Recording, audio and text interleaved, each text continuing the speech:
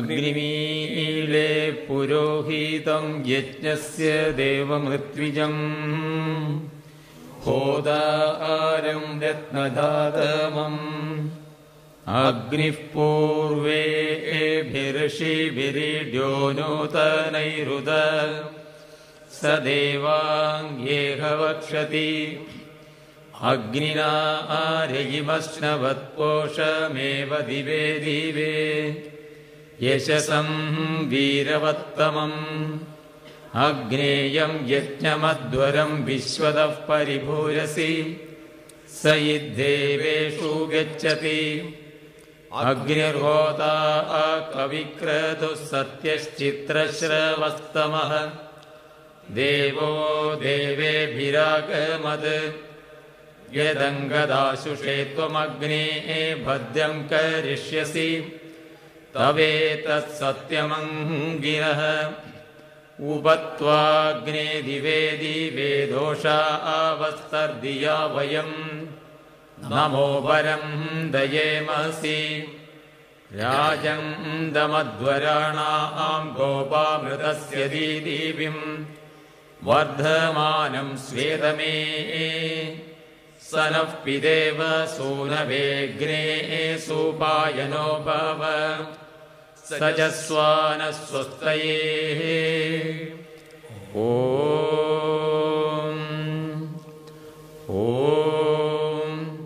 भूर्भुवः स्वः तत्सवितुर्वरेण्यं भर्गो देवस्य धीमहि धियो यो नः प्रचोदयात् ॐ भूर्भुवः स्वः तत्सवितुर्वरेण्यं भर्गो देवस्य धीमहि धियो यो नः प्रचोदयात् ॐ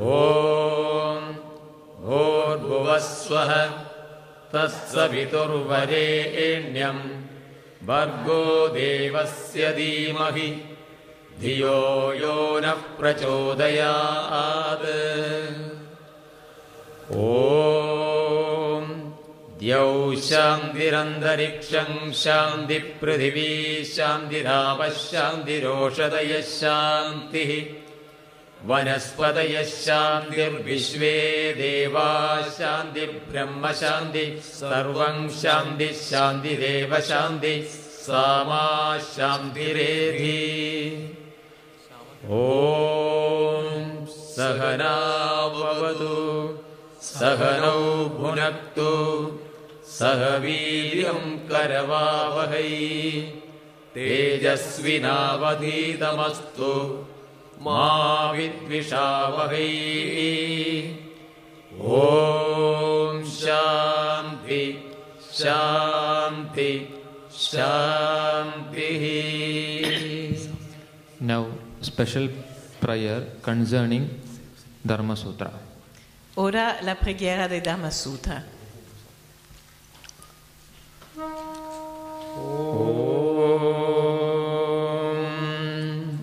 सामग्र्यं प्राप्य बोधस्य पुनरसमाश्रित्य जान्तस्वरूपम् सर्वं सम्प्रेर्य सम्पोषण सकलकलाकोविदे वन्दनं ते त्वद्दिव्ये च प्रजात्याखिलमखिलमहोपाधिभिर्वृष्टिभावः सुस्पष्टस्ते समष्टेर्निखिलजननिहे स्तौतिभावं नितान्तम् धर्माणां नूतनानां प्रजननविदये दिव्यदायुयुगाय मा दैवानेन यान्ति प्रभगति तनुजा सर्वदान्वीक्षमाणाः तस्याविर्भावकार्यं परिलसतु तदा दिव्यदायुक्तधर्मः एते दिव्यै प्रभागैः सततमिह समायोजयस्त्वस्मदीयान् अस्मत्तादात्म्यभावे पुनरपि भवति सम्यगाविप्रभूयात् आविर्भावः सदासौ कुसुमवरिवृतः सर्वतो दिव्यतेजः व्याप्नोत्येवं समेषां निखिलतनुभृतां तापकीच्चाभिरस्तु दिव्यो धर्मः समुद्यन् भवतु सुमहते तेजसे स्मै प्रणामः. ॐ തഥാതും ധർമ്മഗോപ്താരം ധർമ്മം മാനുഷരൂപിണം പുരുഷം ശാശ്വതം വന്ദേ യുഗധർമ്മവിദായിനം യുഗധർമ്മവിദായിനം.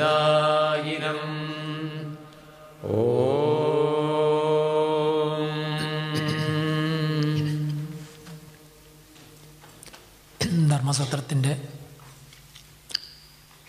ആരംഭമാണ്. ഇന്നലെ നമ്മൾ സംസാരിച്ചത് സൃഷ്ടികളിൽ അനന്തകോടി ജീവജാലങ്ങളുള്ള ഈ ഭൂമണ്ഡലത്തിൽ മനുഷ്യൻ ശ്രേഷ്ഠനാണ് എന്നും ആ ശ്രേഷ്ഠത അതിൻ്റേതായ ദിവ്യത്വമായ പൂർണ്ണതയിലേക്കുള്ള പ്രയാണമാണെന്നും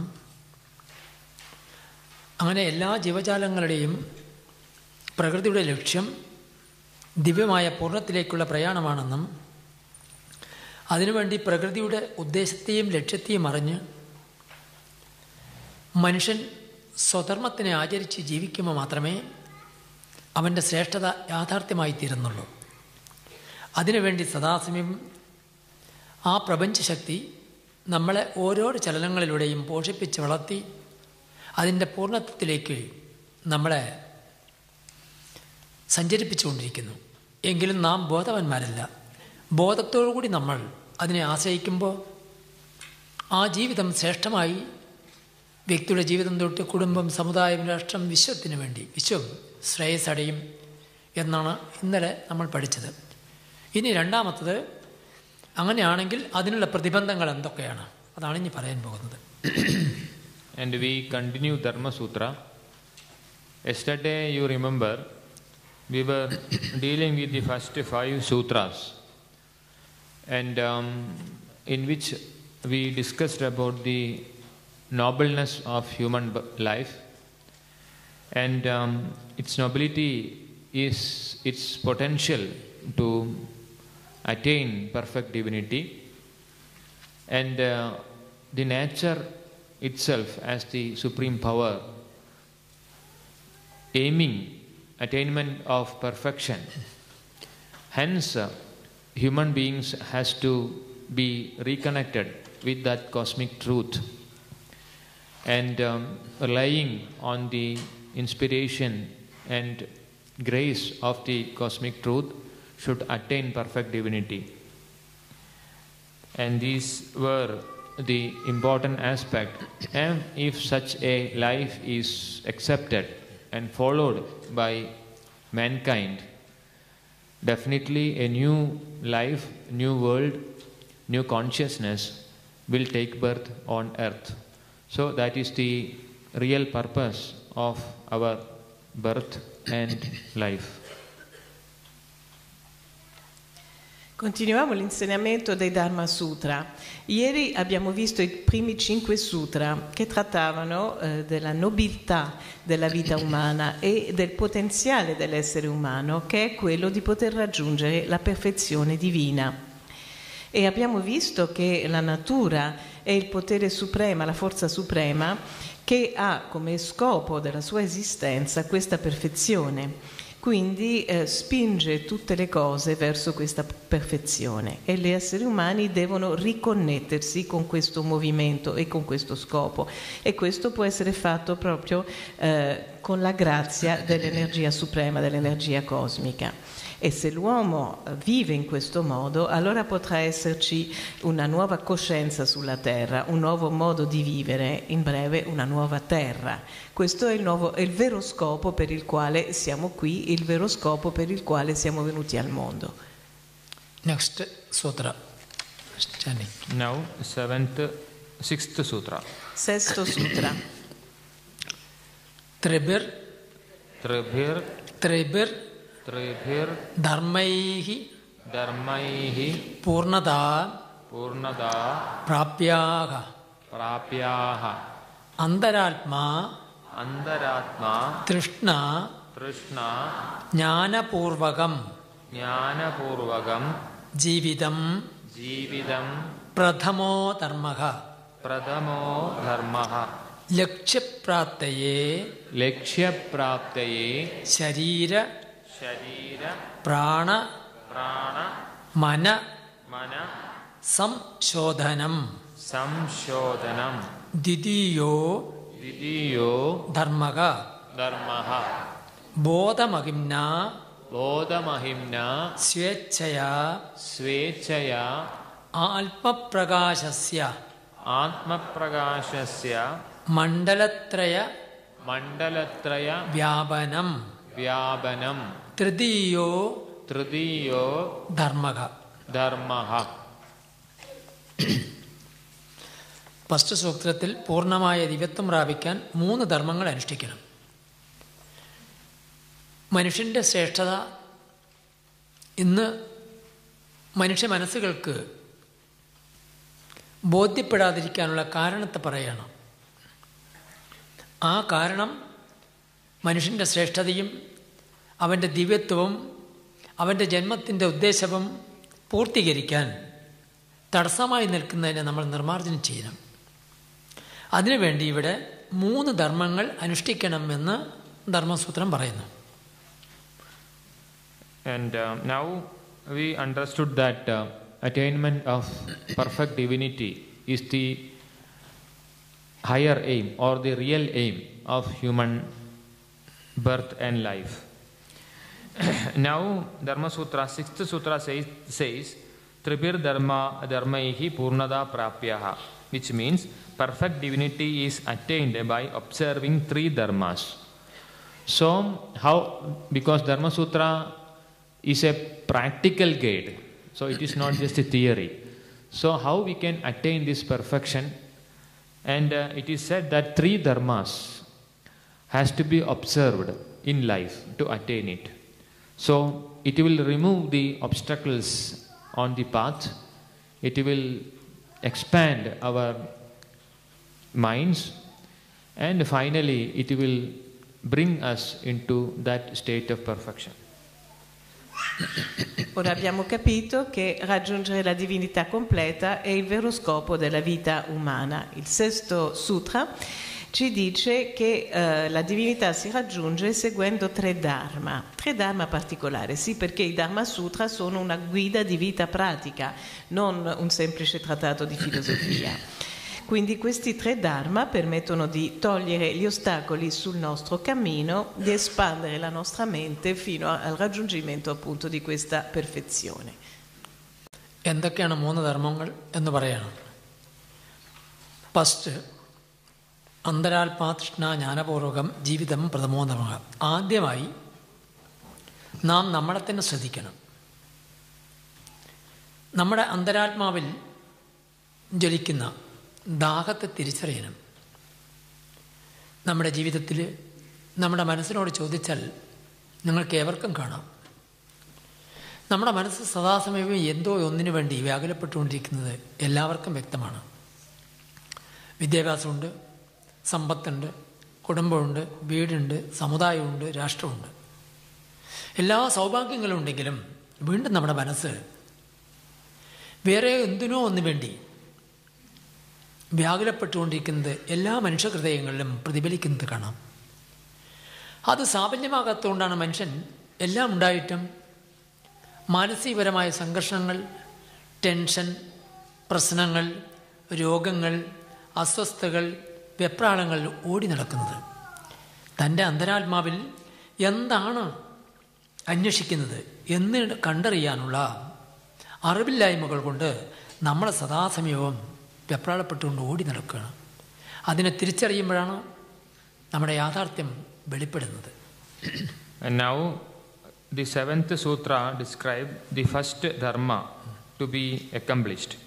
Antaratma trishna jnana purvagam jividam pradamo dharmaha, which means the first dharma is to acknowledge the burning aspiration in the depth of our soul and live accordingly.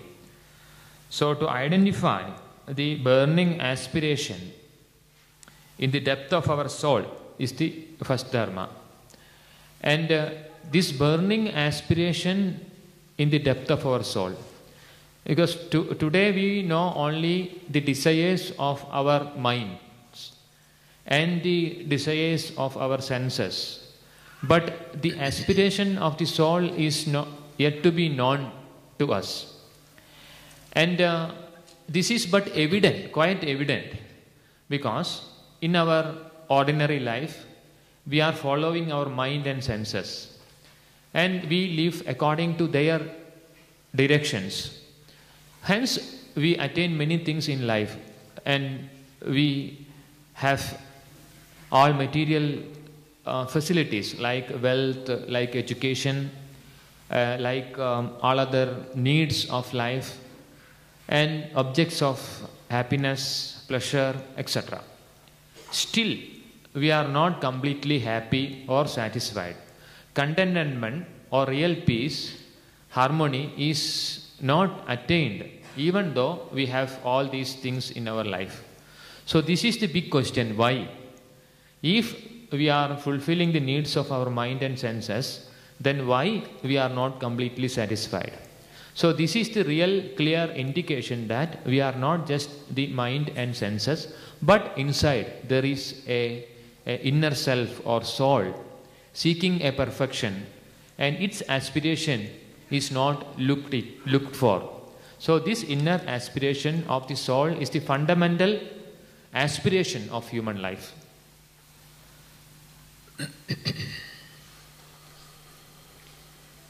Allora, il sutra dice che il primo dharma è il settimo sutra, prendere atto dell'aspirazione ardente della nostra anima e vivere in conseguenza. Prendere atto. Oggi viviamo solo in base ai desideri della mente e dei sensi, ignoriamo completamente ciò che vuole l'anima e nella vita di tutti i giorni ci facciamo guidare soltanto dagli impulsi che vengono dalla mente, appunto dai sensi. E questo ha portato un grande sviluppo sul piano materiale, abbiamo molti agi, abbiamo molte cose piacevoli, abbiamo una buona cultura, una buona tecnologia, la vita per molti è diventata molto più facile, ma non troviamo l'armonia interiore e non siamo soddisfatti, c'è ancora dentro di noi un'insoddisfazione. Come mai? È indizio che dentro di noi non c'è solo la mente e i sensi, perché se facciamo di tutto per soddisfarli, se ci riusciamo a volte, ma se ancora non siamo soddisfatti, significa che c'è qualcosa di più, e questo qualcosa di più è la ragione fondamentale della nostra vita. നമ്മുടെ അന്തരാത്മാവിൽ എന്തോ ഒന്നിനു വേണ്ടി ആഗ്രഹിച്ചുകൊണ്ടിരിക്കുന്നതിനെ കണ്ടറിയണം. അതിനൊക്കെ അതാണ് ജ്ഞാനം എന്ന് പറയുന്നത്. ഇന്നലെ പറയുണ്ടായി, മനുഷ്യൻ്റെ എല്ലാ അറിവുകളുമുണ്ട്. പ്രപഞ്ചത്തിലുള്ള എല്ലാ അറിവുകളിലൂടെ മനുഷ്യൻ വിദ്യാഭ്യാസത്തിലൂടെ കർമ്മലോകത്ത് സഞ്ചരിച്ചു കൊണ്ടിരിക്കുന്നു. എങ്കിലും മനുഷ്യലോകം ഇന്ന് അസ്വസ്ഥരാണ്. യഥാർത്ഥമായ ഉള്ളുണർന്ന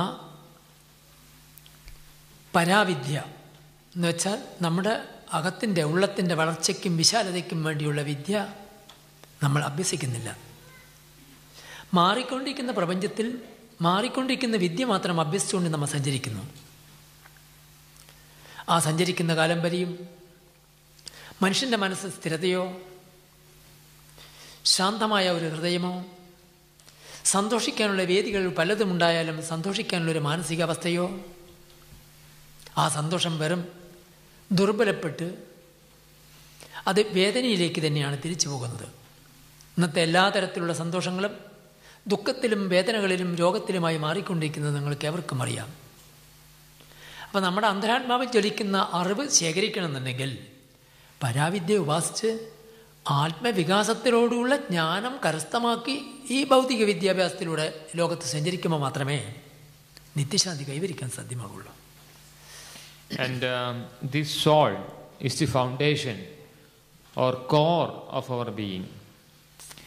But we are completely forgetting that core, that foundation. And in all aspects of our life, we are just distracted from that truth, fundamental truth. So, as said yesterday, it is the cause of misery. And the other aspect, to understand the core, need of the core, aspiration of the core, fulfillment of the core. So how it can be attained? So that is the inner expansion. So that is the path of Paravidya, the path of truth, the path of permanent knowledge. Because the permanent truth is there in the soul, but we have to manifest it. So this process of manifesting the inner divinity, inner stability, is the Paravidya, is the practical aspect of the Paravidya. So that has to be practiced along with all knowledge that we acquire from the society and from the system of knowledge, of the ordinary knowledge. So that is the fundamental aspect of right living. Combination, collaboration of both inner expansion and the knowledge of the exterior world.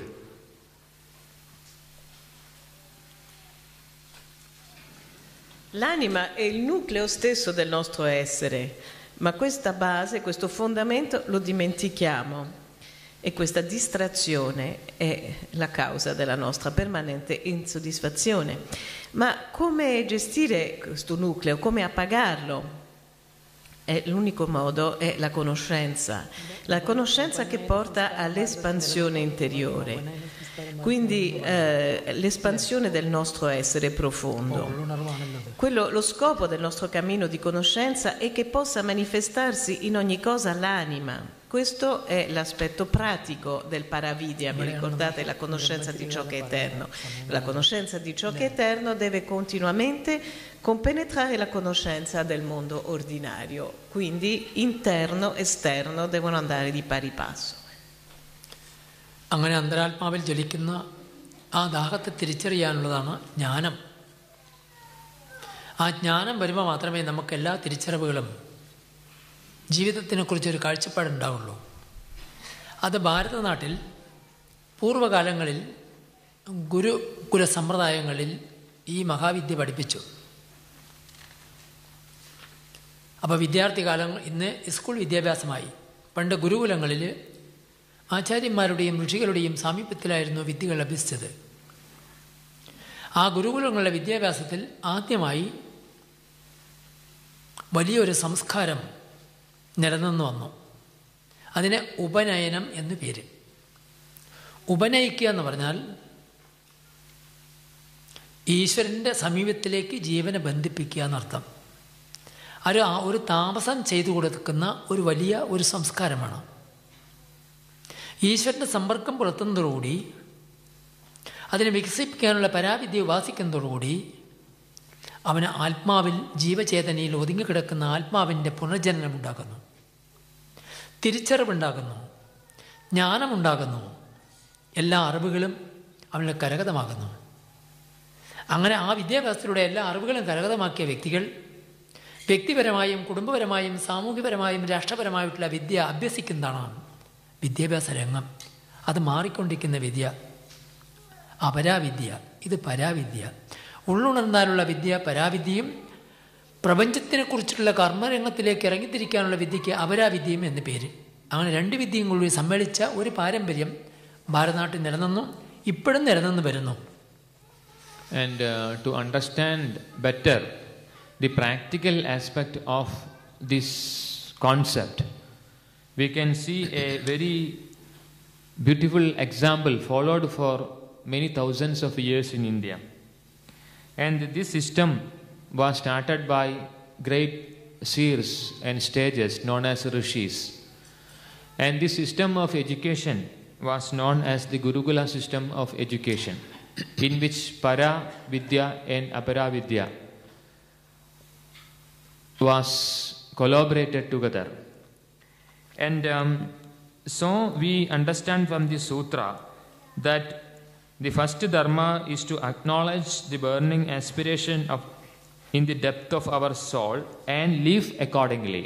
It is not just acknowledging it, but also to live accordingly.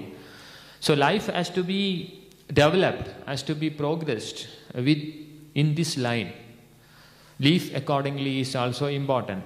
Hence we can say in this system of education, which is known as the Gurukula education system, when a child is ready for education, will be admitted to this system of education under the direct guidance of the rishi. And a rishi is a person who attained perfect knowledge, having the supramental knowledge as well as the knowledge of the contemporary society in all its aspect. So this system is guided and supervised, presided by such grand seers.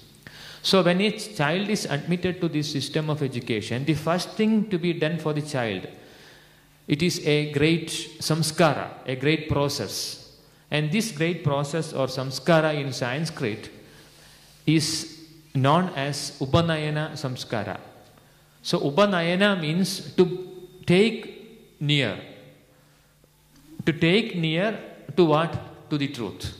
So the soul of the child is taken near to the truth, to the God, so that the soul will directly have the influence or the light and the energy of the truth, so that the soul can manifest its inner divinity, having the contact of a superior, highest energy and light.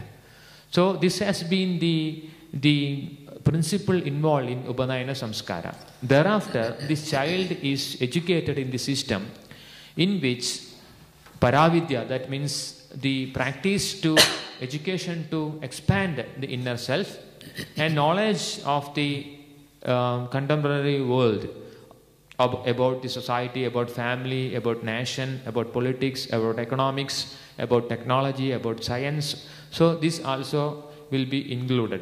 So such a system was very successfully conducted for many thousands of years in India. Bisogna capire meglio le implicazioni pratiche di questo concetto.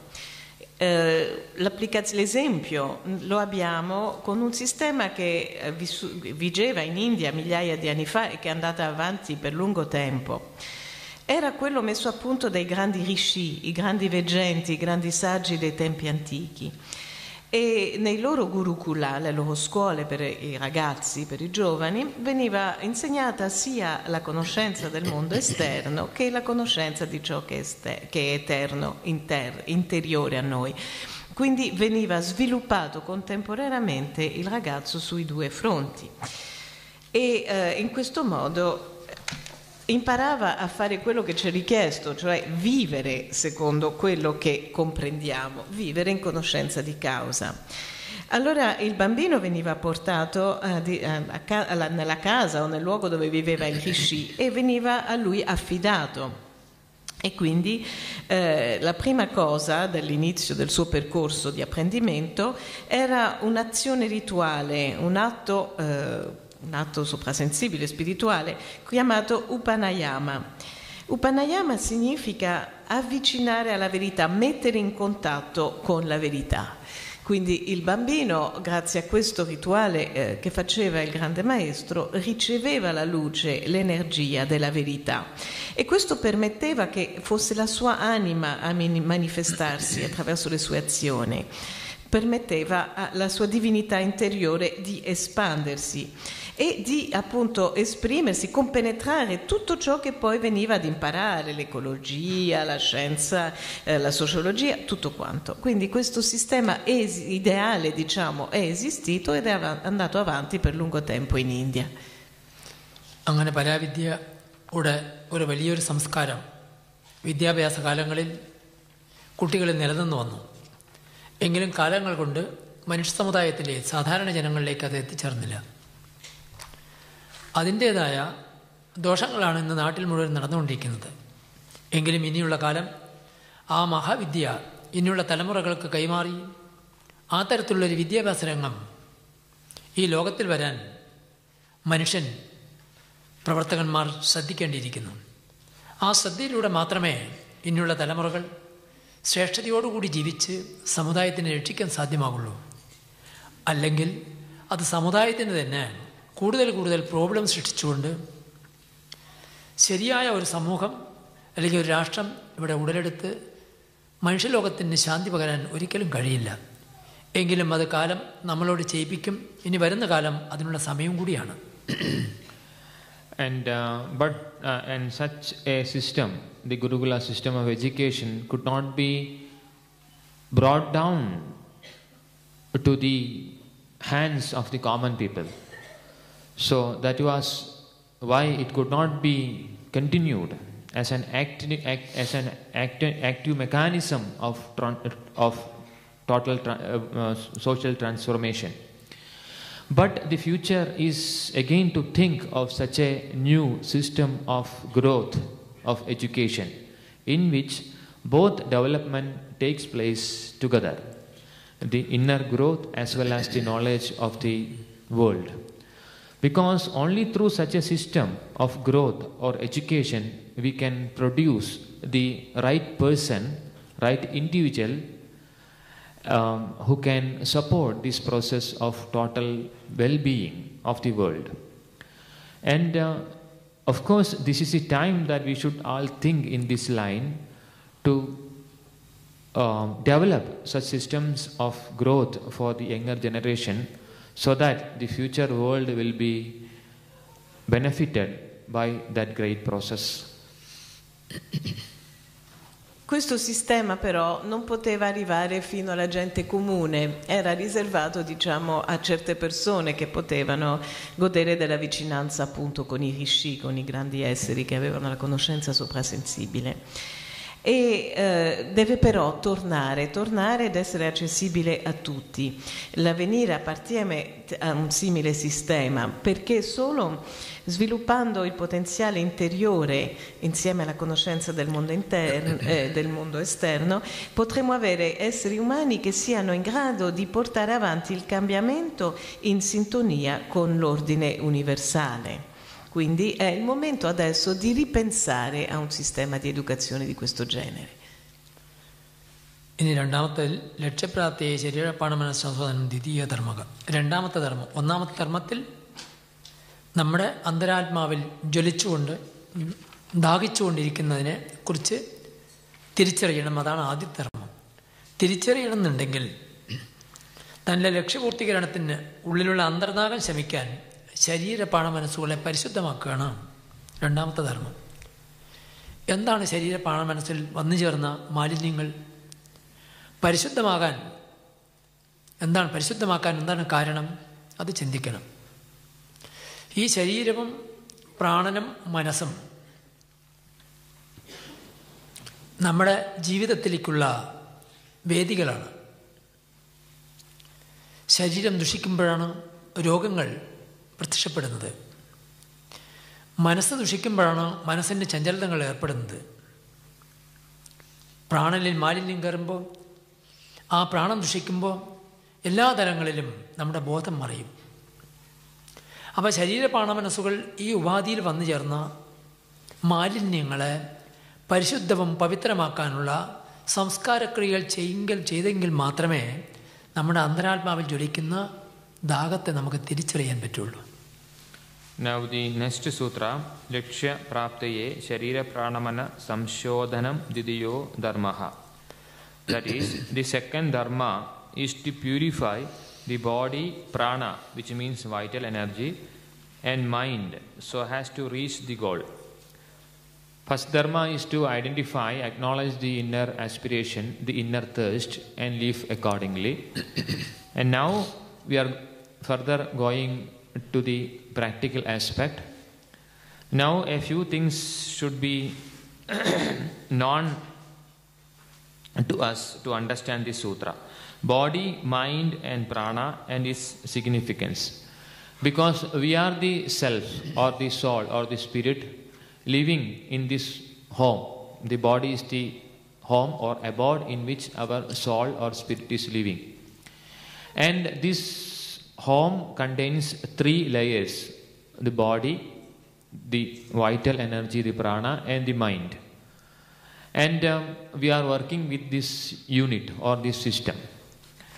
So, to know the inner thirst or the inner aspiration, burning aspiration of our self, of our soul, this body, mind and prana should have certain quality. And that quality is the quality of purity. So if the body, mind and prana is contaminated, is impure, is gross, then we cannot identify this inner aspiration the inner need. So it is said in Dharma Sutra, the second dharma is to purify the body, prana and mind so as to reach the goal. Il prossimo sutra ci dice che il secondo dharma è quello di purificare il nostro corpo fisico, pranico, cioè energetico, e la nostra mente per poter raggiungere la meta. Allora, abbiamo identificato la sete dell'anima, però adesso bisogna capire come appagarla e ci sono dei passi molto concreti. Cerchiamo di capire cosa sono questo corpo fisico, energetico e mentale. Noi siamo spirito, siamo anima, chi vive in una casa e questa casa ha 3 piani, appunto questi 3 corpi. E perché si possa entrare in contatto profondo e nutrire l'aspirazione dell'anima, questi 3 piani devono essere perfettamente puliti, cioè in condizione di purezza, di trasparenza. Se non purificati restano troppo densi perché ci si possa riuscire, troppo inquinati. ഈ ശരീരപ്രാണ മനസ്സുകളാണ് ജീവന് സഞ്ചരിക്കാനുള്ള ഉപാധി, വാഹനം.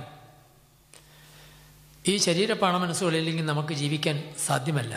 ഈ ശരീരപ്രാണ മനസ്സുകൾ രൂപകൽപ്പന ചെയ്ത് പൂർവജന്മ കർമ്മങ്ങളുടെ വാസനകൾ കൂടിയാണ്. പൂർവജന്മം ചെയ്ത കർമ്മങ്ങൾ പൂർത്തീകരിക്കാതെ വരുമ്പോൾ ഈ ജന്മത്തെ വീണ്ടും ഈ ശരീരപ്രാണ മനസ്സുകളെ സ്വീകരിച്ച് ഉപാധിയെ സ്വീകരിച്ച് ആ ഉപാധിയിലൂടെ ആ കർമ്മങ്ങൾ പൂർത്തീകരിക്കപ്പെടുന്നു. അപ്പോൾ പൂർവജന്മങ്ങളുടെ കർമ്മങ്ങളുടെ സമ്പർക്കങ്ങൾ കൊണ്ട് ശരീരപ്രാണ മനസ്സുകൾ മലിനപ്പെട്ടിരിക്കും. ഒന്ന്. രണ്ടാമത്, മാതാപിതാക്കന്മാരുടെ സംസ്കാരങ്ങളിൽ നിന്ന് ഉയർത്തെഴുന്നേറ്റതാണ് ഈ ശരീരവും പ്രാണനും മനസ്സും. മാതാപിതാക്കന്മാരിൽ വന്ന മാലിന്യങ്ങളും ഈ ശരീര മനസ്സുകളിൽ, പ്രാണ മനസ്സുകളിൽ പ്രത്യക്ഷപ്പെടും. അതിനുപരി സമുദായത്തിൽ കാണുന്ന ദുരാചാരങ്ങൾ, അന്തരീക്ഷങ്ങൾ കൊണ്ടുള്ള മാലിന്യങ്ങൾ, ഭക്ഷണത്തിൽ വന്ന ന്യൂനതകൾ, ഇതുകൊണ്ട് നമ്മുടെ ശരീരപ്രാണ മനസ്സുകൾ മലിനീകരിക്കപ്പെടും. ഇതിനെ മുഴുവനും നമ്മൾ നോക്കിക്കണ്ട്, മനസ്സിൽ കണ്ടുകൊണ്ട്, അറിഞ്ഞുകൊണ്ട് അതിനെ പ്യൂരിഫിക്കേഷൻ ചെയ്തെങ്കിൽ മാത്രമേ ഈ ശരീരങ്ങൾ കൊണ്ട് ലോകത്തിന് ചെയ്തു തീർക്കേണ്ട ദൗത്യം നിർവഹിക്കാൻ സാധ്യമാവുള്ളൂ. Let us consider more about this body. 3 layers, 3 bodies. That is body, the vital energy and the mind. And how this can get contaminated. So what blocks or what impurity can interfere its original purpose. And there are a few important things. And the most important thing is our karmas. Because when we do a karma, it will bring its effect. So this body, mind and prana is a molding of our previous karmas, of not this birth, of previous births.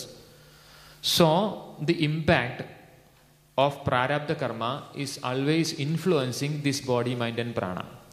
In fact, it is there inside, in a very like a very small, minute formation. It exists in ourselves. It is not coming from somewhere else. It exists in ourselves. So these karmas, effect of these karmas, the prarabdha, is one problem, one issue. And another one, because we are born out of the father and mother, because it is a line. So the influence of the genetical reasons, the genetical influence of our parents is in us, is with us. And we are born in a particular family and society, in a society. So the society is influencing us. So the influence of the society, the third reason. And the fourth reason, because we are following certain lifestyle, for example, our eating habit. So we are eating many things. So what comes through eating, the process of eating, that is another. And the environment. So all this influencing our mind, energies and the body. So these things can interfere the self manifestation of the inner divinity or the inner aspiration. So these impurities has to be purified.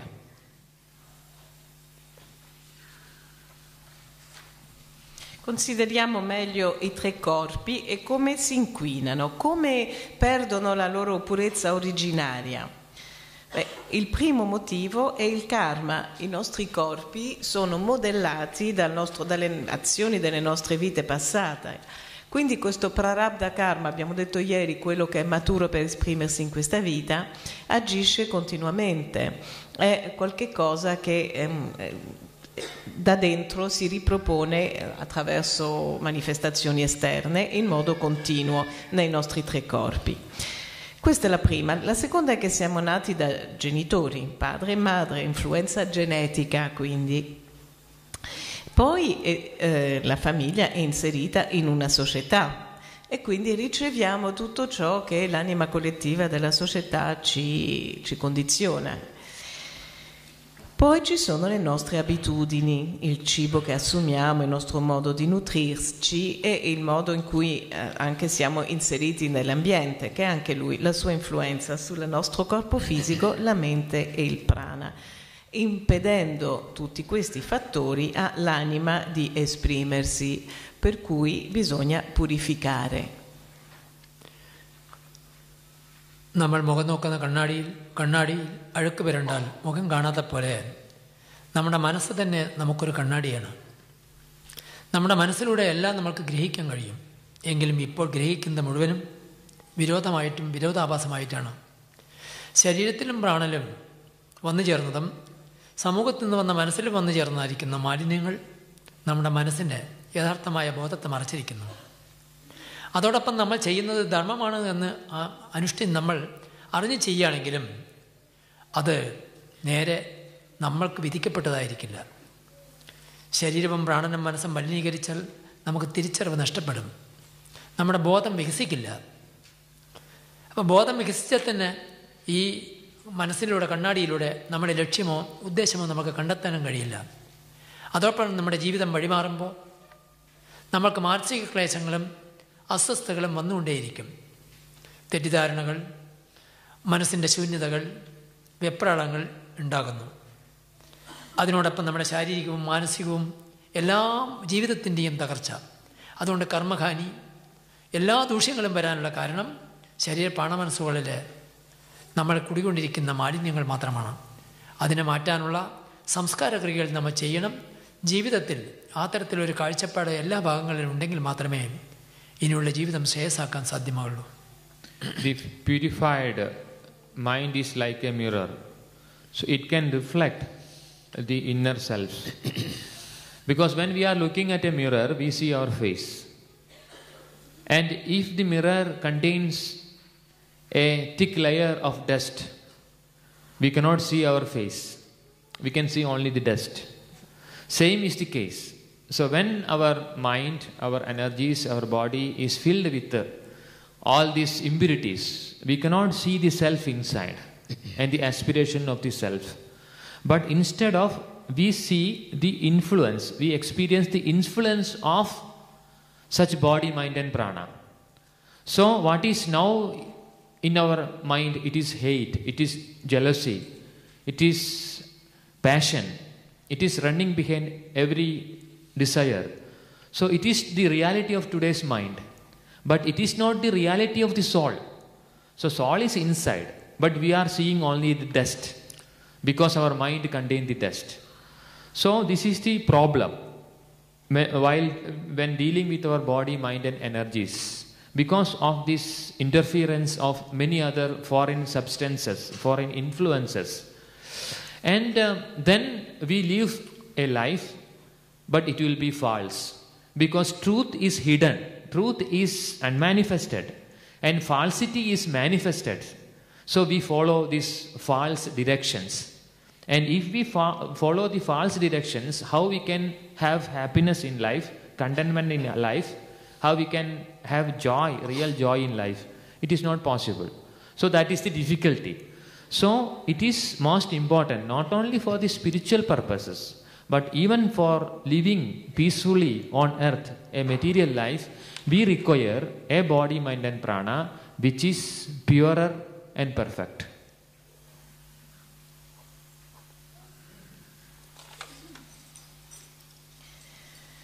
purificare. Perché? Per ottenere quella trasparenza che permette di vedere l'anima, la nostra vera natura. È come uno specchio. Se lo specchio è coperto di polvere, non vedi il tuo viso, vedi solo la polvere. Quindi l'aspirazione del sé profondo c'è, ma noi non siamo in contatto con questa, siamo in contatto soltanto con quello che vuole il corpo, la mente, il prana inquinato. Quindi siamo in preda alle passioni, alle emozioni, eccetera, e ci identifichiamo completamente con questi nostri desideri.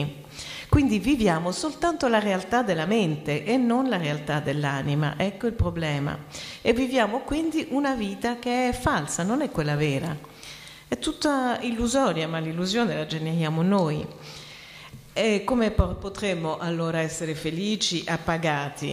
È proprio questa la difficoltà, ma non è solo per la vita spirituale, cioè non è solo per raggiungere chissà quali vette spirituali, semplicemente per poter vivere sulla terra una vita pacifica e tranquilla, appagata, bisogna assolutamente che siano purificati il corpo, la prana e la mente dell'uomo. ഇന്നത്തെ എല്ലാ അസ്വസ്ഥതകളും രോഗത്തിൻ്റെയും മുഖ്യ കാരണം നമ്മുടെ ശരീര പ്രാണമനസ്സുകളിലെ പരിശുദ്ധിയും പവിത്രതയും ഇല്ലാത്തതിൻ്റെ കാരണമാണ് നമ്മൾ അനുഭവിച്ചുകൊണ്ടിരിക്കുന്നത്. ഇന്നത്തെ എല്ലാ കർമ്മരംഗങ്ങളും പൂർവജന്മ കർമ്മങ്ങളിൽ ചെയ്തു വന്ന സ്റ്റോർ ചെയ്ത പ്രാരാബ്ധ കർമ്മങ്ങളാണ് നമ്മളിലൂടെ പ്രതിഫലിക്കുന്നത്.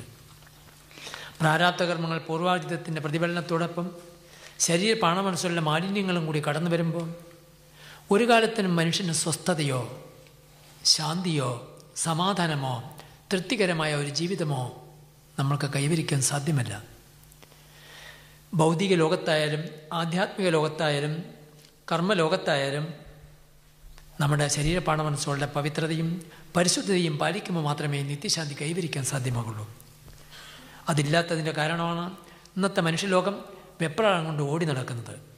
അതിനെ തിരിച്ചറിവോടുകൂടി സമീപിച്ച് അതിനുള്ളൊരു പോംവഴി കണ്ടെത്തുക തന്നെ വേണം. Our problem gets multiplied for all these reasons. Because prarabdha itself is a great issue in front of us. Because the prarabdha is just leading our life. So we become helpless because we are driven by the force of the prarabdha. So this is, and again, from the parents we acquire many things. So this is also influencing our life. And with society we acquired many things. That is influencing. And so all these influences together, it becomes so complicated. And we need not think for any other reason why we are confused inside. Because all confusions are working together. So then how can we have the peace inside? How can we do something with the pure self and energy? So that is the issue. So at the body level we experience the maladies, the problems, the diseases. There is no energy to work, to be active. So at the body level we experience these things in such ways. And at the pranic level also we experience energy blocks, lack of energy, and energy moving in the wrong direction. Energy is not pure, it is not perfect. So at the energy level we have issues. At the mental plane it is also already said how the mind can confuse things. So we can see that these fundamental three aspects of our life, body, mind and prana, has to be worked further to make it a real thing to live happily. So that is the purpose of purification of the body, mind and prana, so that we are able to live peacefully, happily, harmoniously in this home.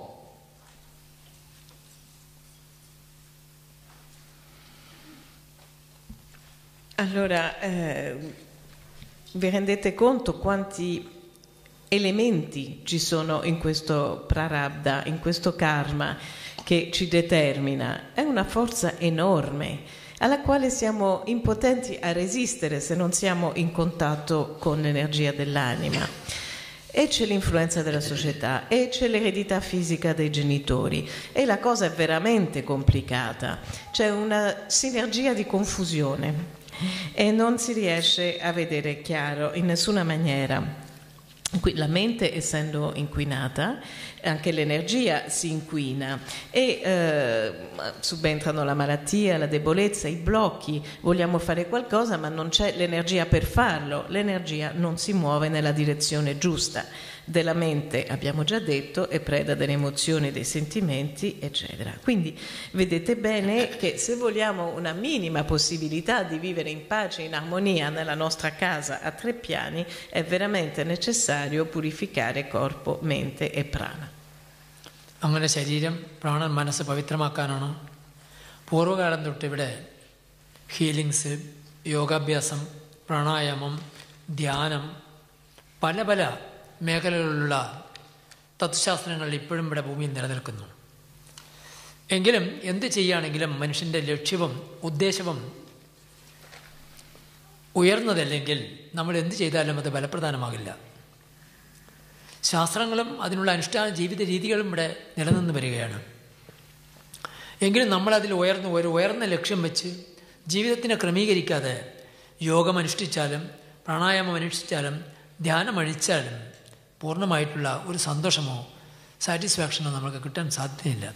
അതുകൊണ്ട് ഏത് ചെയ്യുമ്പോഴും ഒരു ഉയർന്ന ലക്ഷ്യം, ആ ലക്ഷ്യം പ്രാപിക്കാനുള്ള ത്യാഗം, അതിൻ്റെ പരിശുദ്ധത, അതിൻ്റെ നിഷ്കലങ്കത, ഇതെപ്പോഴും നമ്മുടെ ജീവിതത്തിൽ മുഖ്യ ഹേതുവായി നിന്നെങ്കിൽ മാത്രമേ അത് നടപ്പിലാക്കാൻ പറ്റുള്ളൂ. അതുകൊണ്ട് ലക്ഷ്യവും ഉദ്ദേശവും വളരെ പ്രധാനപ്പെട്ടതാണ്. And various spiritual practices evolved for this purpose. And we can see the yoga system and the meditation, pranayama, and the mantra japas, and many such systems, prayers, etc. So to purify body, mind and prana. But many are practicing yoga or meditation, many other spiritual things, but they cannot arrive into full satisfaction in their practices. And there is a basic reason for that, because our aim and purpose is the basic thing. So unless we have a higher and appropriate right aim and purpose in doing in our practice, in our spiritual practice, it will not take us into real happiness and peace. Because only when our aim and purpose is correct and higher, the energy will start move towards that direction. Then only it will bring the right result in us. So whatever way we proceed, our aim, our purpose, our objective is very important.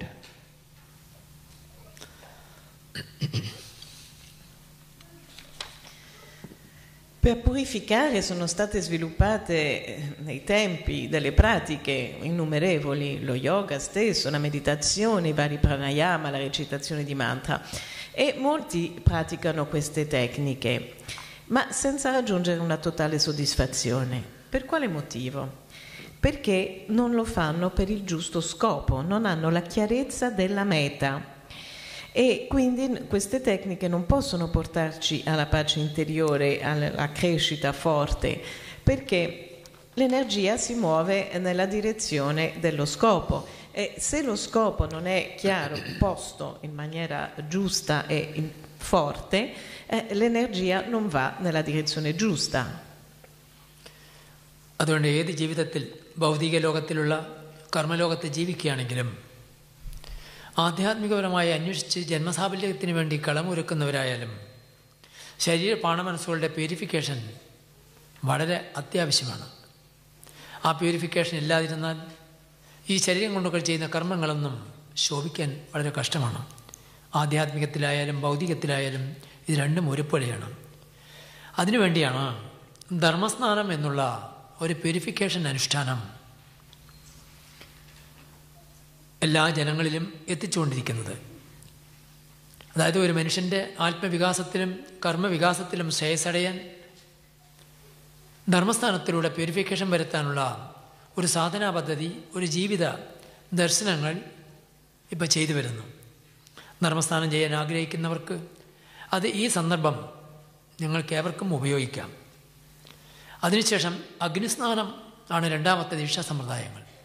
അഗ്നിസ്നാനങ്ങൾ കൊണ്ട് ഉദ്ദേശിക്കുന്നത് നമ്മുടെ സാന്നിധ്യത്തെ, ആത്മശക്തിയെ വികസിപ്പിക്കുകയും ആത്മശക്തിയെ ശരീരപ്പാണ മനസ്സുകളെ പരിശുദ്ധിലേക്ക് പ്രകടിപ്പിക്കുകയും ചെയ്തുകൊണ്ട് സത്യത്തോട് അടുപ്പിക്കാനുള്ള ഒരു മഹാരഹസ്യമാണ് അഗ്നിസ്നാനത്തിലൂടെ കിട്ടുന്നത്.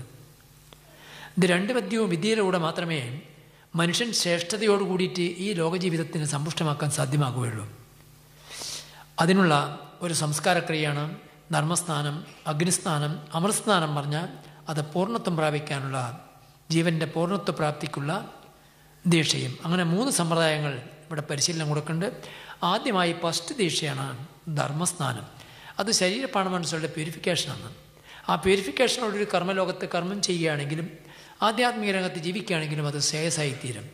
പ്യൂരിഫിക്കേഷൻ ഇല്ലാത്ത കാലം വരെയും മനുഷ്യൻ്റെ ലക്ഷ്യബോധമോ അല്ലെങ്കിൽ തൻ്റെ ജന്മസാഫല്യത്തിനോ പൂർണ്ണത കൈവരിക്കാനോ സാധ്യമല്ല. കർമ്മവും അതേപോലെ തന്നെ ശ്രേഷ്ഠമായി തീരാൻ പ്യൂരിഫിക്കേഷൻ കൂടിയേ തീരൂ. Now you can understand the importance of purification. And Sri Tathata is working with these fundamental aspects of human progress. And some structure of initiation is already maintained. And the preliminary initiation is Dharmasnana, very fundamental stage of purification. Because this is the first thing to be done to us. So Dharmasnana initiation is more connected with this process of purification.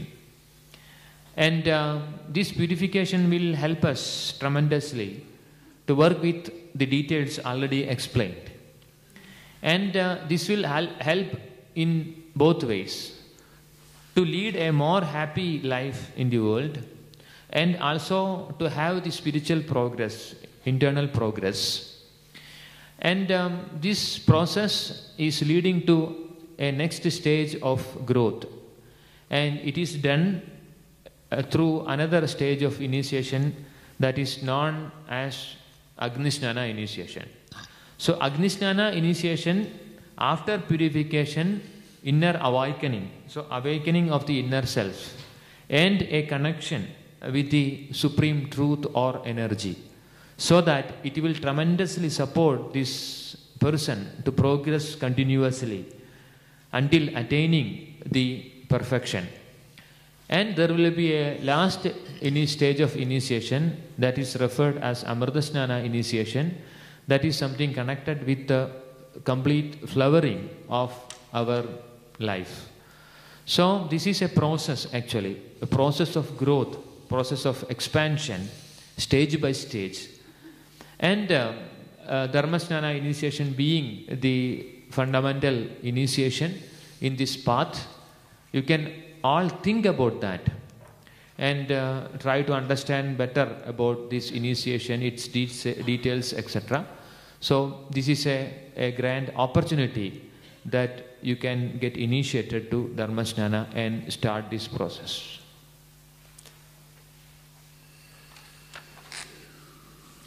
Quindi abbiamo detto che è fondamentale l'obiettivo nelle pratiche. Le pratiche di purificazione, e Sri Tathata lavora per aiutarci. Infatti ha sviluppato uno schema di procedimenti spirituali che possono aiutarci a raggiungere questo obiettivo. Il primo passo è quello di Dharmasnana, è un'iniziazione, quindi una trasmissione che ci porta a lavorare per la purificazione in modo molto efficace e ci permetterà di vivere meglio nel mondo, così come anche di progredire dal punto di vista spirituale. Le due cose andranno di pari passo. E il nostro progresso spirituale ci porterà forse al desiderio, all'aspirazione di ricevere un giorno Agnisnana, che è l'iniziazione che porta al risveglio del nostro essere interiore e alla riconnessione del nostro essere interiore con l'energia universale, in vista appunto di poter raggiungere la perfezione. E l'ultimo passo sarà Amritasnana, la terza iniziazione, quella che corona tutto, quella che permette di arrivare all'apertura completa dei petali della nostra vita. Quindi sono 3 passi successivi e avete qui l'occasione di ricevere la prima iniziazione, Dharma Snana, quindi rifletteteci perché può essere veramente per voi una nuova partenza nel cammino della vita. 3 ധർമ്മങ്ങളിൽ ഒന്നാമത്തെ ധർമ്മം അന്തരാത്മാവിൽ ജ്വലിക്കുന്ന ദാഹത്തെ തിരിച്ചറിയണം. രണ്ടാമത്തത് ശരീരപ്പാണ മനസ്സുകളെ പരിശുദ്ധവും പവിത്രമാക്കി തീർക്കണം. മൂന്നാമത്തത് പറയാൻ പോകുകയാണ്. ബോധമഗ്നിയ സ്വേച്ഛയ ആത്മപ്രകാശസ്യ മണ്ഡലത്രയ വ്യാപനം തൃതീയോ ധർമ്മ. ഉയർന്ന ബോധത്തിൽ വർത്തിക്കാനുള്ളതായിരിക്കുന്ന കഴിവ് നമ്മൾ നേടണം. ഉയർന്ന ബോധത്തിൽ വർത്തിക്കാനുള്ള ഒരു ദീക്ഷാസമ്പ്രദായമാണ് അഗ്നിസ്നാനം. നമ്മുടെ ബോധം ശാരീരിക തലത്തിൽ മാത്രം ഒതുങ്ങി നിൽക്കുന്ന ബോധത്തെ പരമസത്യബോധത്തിലോടുകൂടി നമ്മൾ ബന്ധപ്പെടുത്താനുള്ള സമ്പ്രദായമാണ് അഗ്നിസ്നാനം. അങ്ങനെ ആ ബോധത്തിൽ വർദ്ധിച്ച് ആ പരമമായ സത്യത്തിൽ നമ്മുടെ മനസ്സ് വ്യാപരിച്ച് ആ ബോധത്തിൽ വർദ്ധിച്ച് തൻ്റെ ഇച്ഛാശക്തികൾ കൊണ്ട് ശരീരപ്പാണ മനസ്സുകളെ ആത്മപ്രകാശങ്ങൾ കൊണ്ട് ശരീരത്തെയും പ്രാണനെയും മനസ്സുകൊണ്ട് ആത്മപ്രകാശം കൊണ്ട് പവിത്രമാക്കാനുള്ള ക്രമങ്ങളാണ് മൂന്നാമത്തെ ധർമ്മം. Now we go for the third dharma and the third thing in this process. So the sutra bodhamahimna svechaya atmaprakashasya mandalatraya vyabanam tridiyo dharmaha. The third dharma is once established in higher consciousness to radiate the light of the soul in these three bodies, which means body, mind, prana and body, by the use of willpower. And here in this sutra, it is bodha mahimna, so being the power of consciousness or the higher consciousness. So to observe the third dharma, our consciousness has to be established in a higher stage. So what is this consciousness? What does it mean by establishing this consciousness at a higher stage? We have to understand. In the ordinary life, our consciousness is in the body because we are body conscious. So we are not conscious of the higher planes of ourselves because we are today a body being. So what is the need of the body? So how the body moves with the indriyas, with the senses, we are always aware about that. So it is a body-oriented life today because our consciousness blindly involved in the body and the body is controlling the consciousness. It is not the consciousness living in the body but the body controlling the consciousness. So we are more the body rather than the consciousness. So this is the one stage in which we are living. So body-oriented living. And bodha mahimna, higher consciousness means we have to elevate this consciousness from this limitedness into an expansive state beyond the body. So beyond the ordinary mind, the consciousness has to establish in its original abode. So this elevation or this freeing of consciousness from the control of the body and senses is known as to establish the consciousness at a higher stage. And we said about the process of initiation, and the Dharmasnana initiation is purification. So this is something very much connected with the Agnisnana initiation. So Agnisnana initiation is this process, elevation of consciousness. And the other things comes.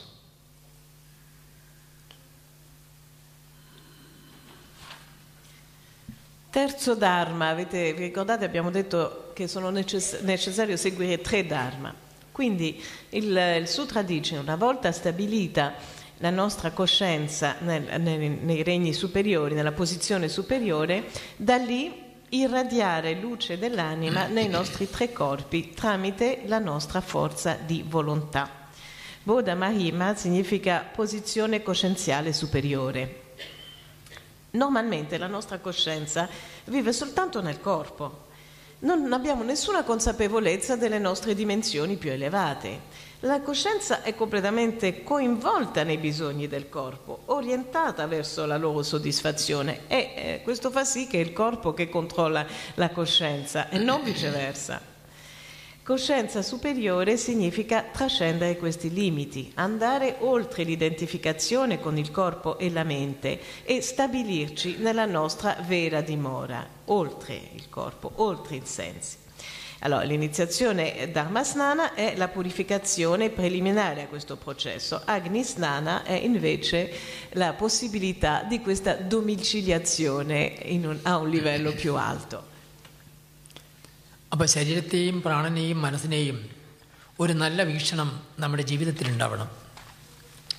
ശരീരം നമ്മൾ കർമ്മം ചെയ്യാൻ വേണ്ടിയുള്ള ഒരു വാഹനമാണ്. ആ ശരീരം തൻ്റെ ചൊൽപ്പടിക്ക് നിയന്ത്രിക്കാൻ കഴിയാതെ പോയാൽ അത് തന്നെ നമ്മുടെ ജീവിതത്തിൻ്റെ പരാജയം. തൻ്റെ ശരീരമാണെങ്കിൽ താൻ പറഞ്ഞത് ശരീരം കേൾക്കണം. ഇപ്പം ശരീരം പറഞ്ഞത് താൻ പറയുന്നത് ശരീരം നിർവഹിക്കാറില്ല. തൻ്റെ മനസ്സാണെങ്കിൽ തൻ്റെ മനസ്സ് തൻ്റെ സ്വയം നിയന്ത്രണത്തിലേക്ക് വരണം. തൻ്റെ പ്രാണനാണെങ്കിൽ ആ പ്രാണൻ തൻ്റെ നിയന്ത്രണത്തിലേക്ക് വരണം. ശരീരവും പ്രാണൻ മനസ്സും നമ്മുടെ നിയന്ത്രണത്തിലേ അല്ല. എന്നാൽ മനസ്സ് മുഴുവനും ശാരീരിക സുഖത്തിൽ മാത്രം ഒതുങ്ങി വ്യാപരിച്ചുകൊണ്ട് കഴിയുകയാണ്. ശരീരം നമ്മുടെ നിയന്ത്രണത്തിലല്ല. അപ്പോൾ നമ്മുടെ ശരീരത്തിലുള്ള സുഖത്തിന് മാത്രം നമ്മൾ കാക്ഷിക്കുകയാണ്.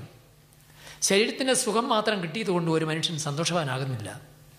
ശരീരവും പ്രാണനും മനസ്സും എല്ലാ സ്പന്ദനങ്ങളും ആത്മപ്രകാശങ്ങളുള്ള ഊർജത്തോടുകൂടിയുള്ള സന്തോഷമില്ലാതെ ഏത് സന്താനങ്ങളും അത് മൃത്യുവിന് ഇരയായിപ്പോയിക്കൊണ്ടേയിരിക്കുകയാണ്. അതുകൊണ്ട് ശരീരത്തെയും പ്രാണനെയും മനസ്സിൻ്റെ നല്ലൊരു ധാരണയും വീക്ഷണവും നമ്മുടെ ജീവിതത്തിൽ കർമ്മലോകത്ത് ജീവിക്കുന്നവരാണെങ്കിലും ആധ്യാത്മിക ജീവിതത്തിരിക്കാനാണെങ്കിലും അത് കൂടിയേ തീരൂ. Now, about control. Because today, who is controlling our life? Is it we or I, in the sense that I am a consciousness or a soul being or a psychic being, or the physical person or the vital person or the mental person? So the soul person or the psychic person is not active, but the physical person is very active. So the physical person or the our physical needs and physical objectives are controlling our life or our consciousness. So I cannot say this is my body, I can use it with my freedom. I cannot say it. Because if I use my free will, this body will not accept it. Because body has got its own desires. So we give more importance to the desires of the body or the pleasure of the body. So what is the first priority in our life? It is the pleasure of the body. So the pleasure of the body is controlling our life. It is not I from inside deciding what I need and my body following my requirement. It is not like that. In the same way, our energy, because our pranic energy is not under the control of ourselves, of our consciousness, but this energy, because this energy contains desires, many things inside. That energy is controlling our life, not me from inside, like mind also. Now we can see more or less, it is more the physical person living today. It is not the soul person living in us. So this is the difficulty. This is the consciousness is so compressed in this physical person, so that we have no free will or freedom of consciousness.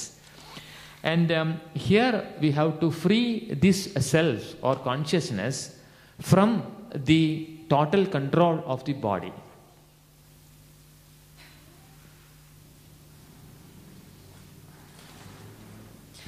Ora chi ha il volante in questo momento? Il mio sé dell'anima o la mia esistenza fisica, energetica, mentale? Il nostro sé spirituale non è attivo, non è lui che agisce, è quello fisico, anche troppo. Non posso dire di usare la mia volontà, la mia libera volontà sul mio corpo, perché il mio corpo non me lo lascia fare e io lo ascolto troppo per poter dire di governarlo. e lui cerca continuamente il suo piacere e io lo seguo, quindi non è il mio vero io che ha il volante e il corpo che viene dietro, è esattamente il contrario. E lo stesso vale per il mio corpo energetico, perché non è sotto il controllo della coscienza. La nostra energia è carica di desideri, è piena delle impronte di queste cose, di questi sentimenti, emozioni, eccetera, e ancor più la mente. Quindi vedete meglio che è solo con i miei 3 livelli più primitivi che vivo, e se devo raggiungere una vera libertà devo venire a capo di questo condizionamento.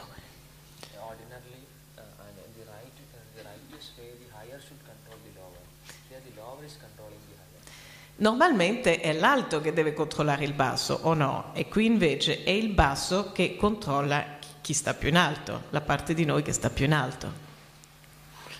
ഉദാഹരണം ശരീരം നമ്മളെ ചൊൽപ്പടിക്കല്ല, ശരീരത്തിൻ്റെ ചൊൽപ്പടിക്കാണ് നമ്മളെല്ലാവരും. അതിൻ്റെ ഉദാഹരണം ഇപ്പോൾ ധ്യാനത്തിലിരിക്കണമെന്നിരുന്നാലും ശരീരത്തിന് ആഗ്രഹമില്ലെങ്കിൽ ആ ധ്യാനം കൈകൂടില്ല. അതേപോലെ തന്നെ ശരീരത്തിന് താല്പര്യമുണ്ടെങ്കിലും മനസ്സ് നമ്മുടെ ചൊൽപ്പടിക്കല്ലെങ്കിൽ ധ്യാനം കൈകൂടില്ല.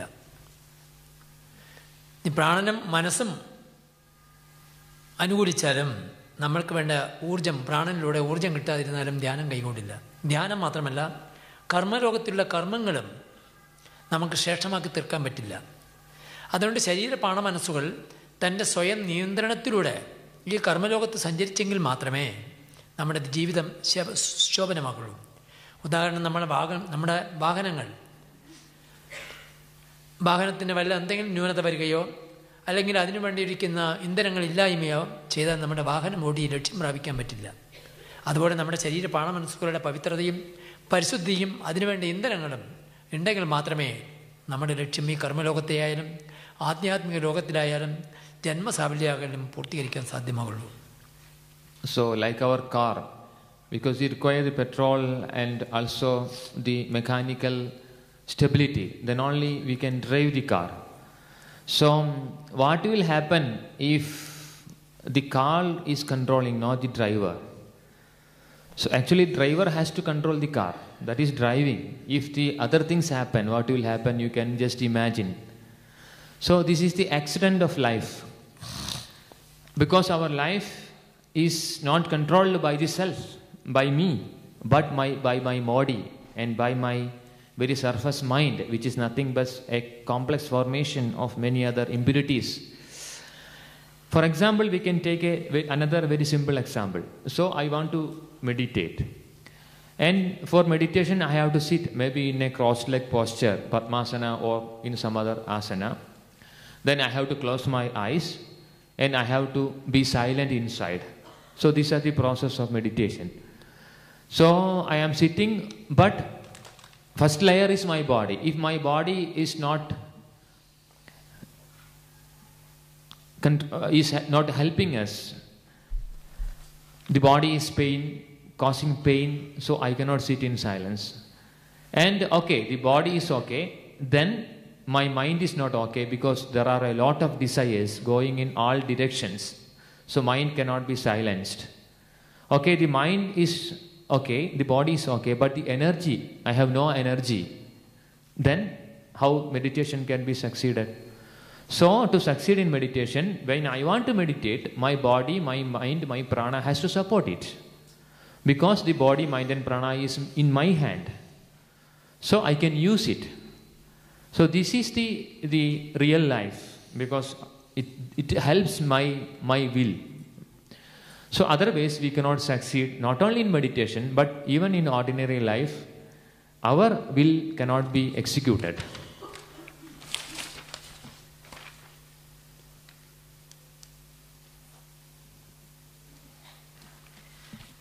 Ritorniamo alla macchina. Allora dobbiamo avere il controllo della macchina e deve essere anche affidabile dal punto di vista meccanico. Il guidatore deve poter decidere dove andare e solo così diventa possibile. La stessa cosa per la nostra vita.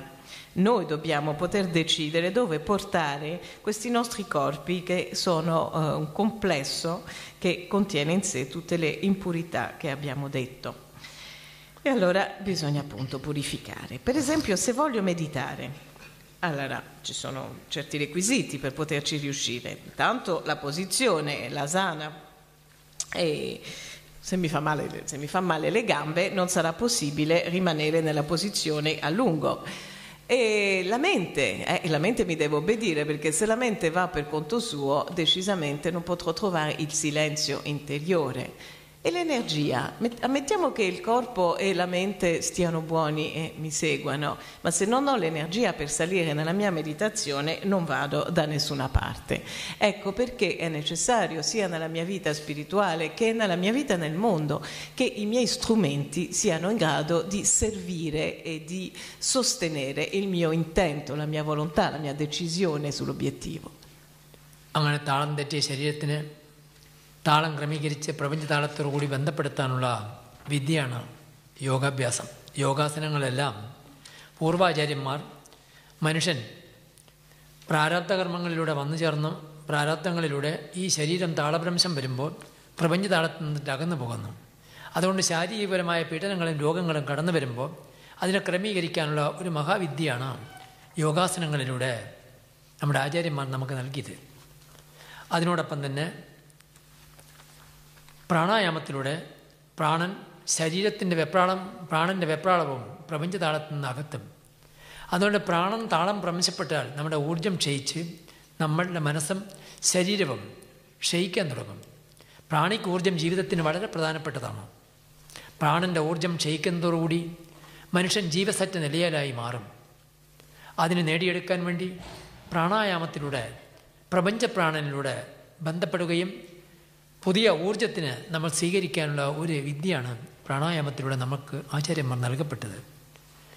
ധ്യാനം ചഞ്ചലപ്പെട്ട മനസ്സുകൾ കൊണ്ട് ശരീരവും പ്രാണനും വെപ്രാളം കൂട്ടിക്കൊണ്ടിരിക്കുന്ന ഈ ശരീരപ്രാണ മനസ്സുകൾ പ്രത്യക്ഷപ്പെടുന്ന മനസ്സ് സദാസമയം ചഞ്ചലപ്പെട്ട് വേദനാജനകമായി ദുഃഖത്തിലും ദുരിതത്തിലും നീറി മരണത്തിന് ഇരയായിക്കൊണ്ടിരിക്കുകയാണ്.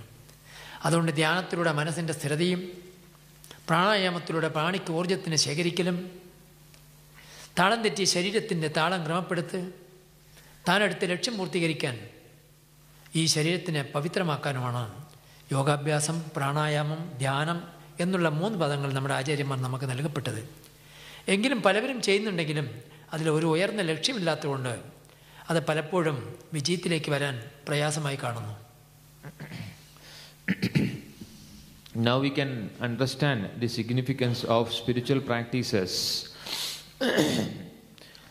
such as the asanas, yogic asanas, pranayama and meditation.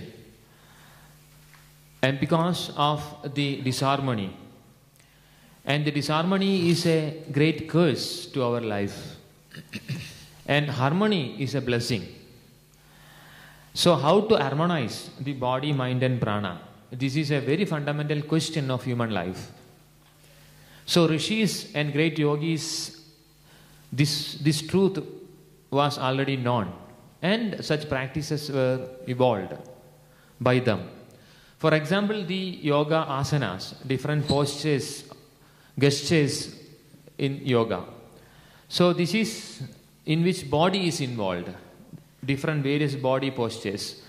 So this is to harmonize the body, to rebalance the body, because the body contains so many unwanted things for various reasons, and the body is connected with the cosmic field of energy, and through these postures body is purified, restabilized, harmonized. And also we have pranayama, breathing techniques. So it is working directly with our prana, our energy, purification of energy, acquiring fresh and positive energy into our pranic body. So it is working with the pranic level. And meditation is more dealing with the mental plane, because it is the silencing of mind and focusing of the mind. So it works with the mind, cleansing of mind and focusing of the mind, balancing the mind, stabilizing the mind. It works more with the mind. So these 3 practices, the asana, pranayama and meditation, directly deal with our body, prana and mind. But even though people are practicing this, they don't know the basic truths of this and not fixing a higher aim. So fixing a higher aim in life is always needed. Then only every practices will go to its normal or its needed end. Ora capiamo il significato vero delle pratiche, il vero senso delle pratiche che facciamo, meditazione, pranayama, asana. Il vero senso è ritrovare l'armonia fra i tre corpi, che è la più grande benedizione che l'uomo può avere, la disarmonia essendo una maledizione proporzionale. Allora, come armonizzare corpo, mente e prana? Lo sapevano gli yogi dei tempi antichi, che hanno sviluppato appunto queste tecniche, queste pratiche. Per esempio le asana, per equilibrare il corpo fisico. Attraverso le asana il corpo fisico viene connesso con il campo energetico universale e trova la possibilità di riarmonizzarsi. Lo stesso vale per il nostro corpo pranico, che riceve energia cosmica attraverso il pranayama, le tecniche di respirazione. E così anche la meditazione, che ci porta nel silenzio, e il silenzio pulisce la mente, la centra e la stabilizza. Quindi sono state sviluppate queste tecniche di armonizzazione, ma non portano al risultato pieno, perché le persone che lo praticano non conoscono lo scopo e non conoscono l'obiettivo, e se non c'è la chiara coscienza dell'obiettivo, l'intento non può essere potente e il frutto non può essere completo. അങ്ങനെ നമ്മൾ ലോകത്തെ ജീവിക്കാൻ വേണ്ടിയാണ് പഞ്ചഭൂത നിർമ്മിതമായ ശരീരത്തെ സ്വീകരിക്കുന്നത്. പൃഥിവി, up, തേയു, വായു, ആകാശം എന്നുള്ള ഭൂതങ്ങളോടുകൂടി ചേർന്ന ഈ ശരീരത്തെ സ്വീകരിച്ചിരിക്കുന്നത്.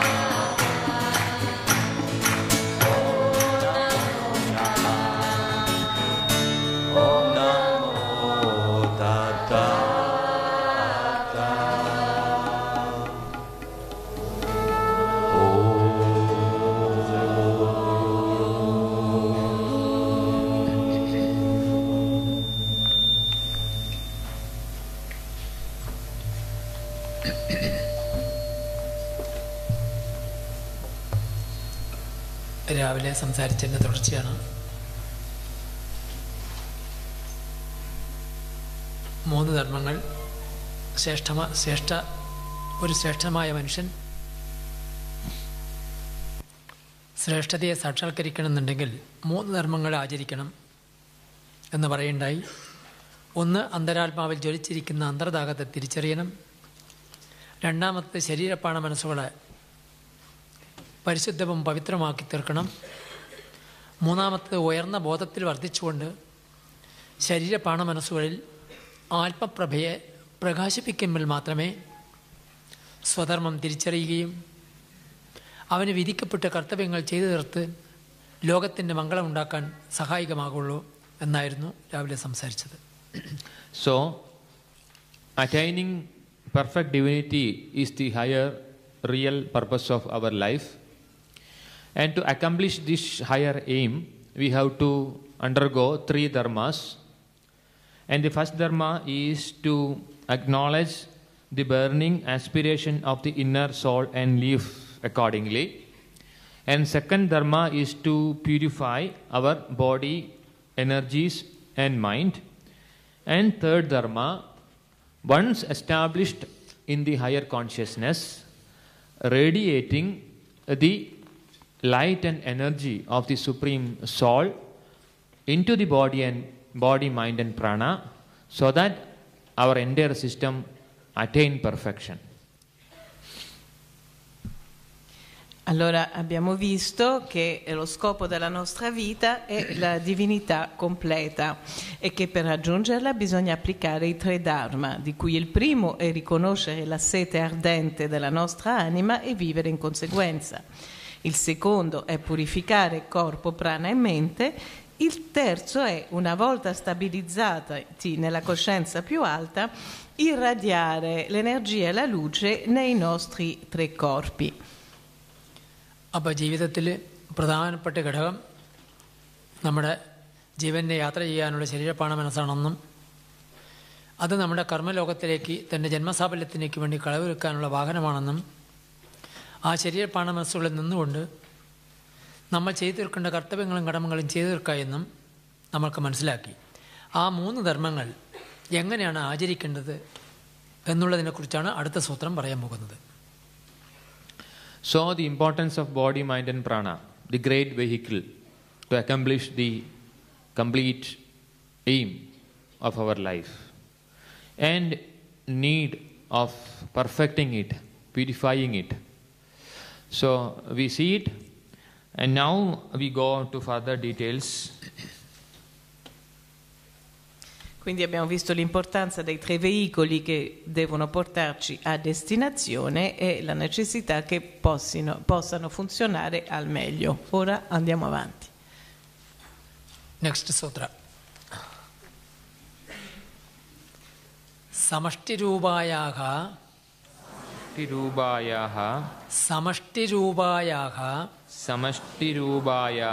sattayaha Tathata Sharira Prana Manasamcha Madhye Stitva Trayaste Dharmaha Anushtayaha Madhyamam Vritti Avalambya Jivide Aishwarya Yoga Siddhi.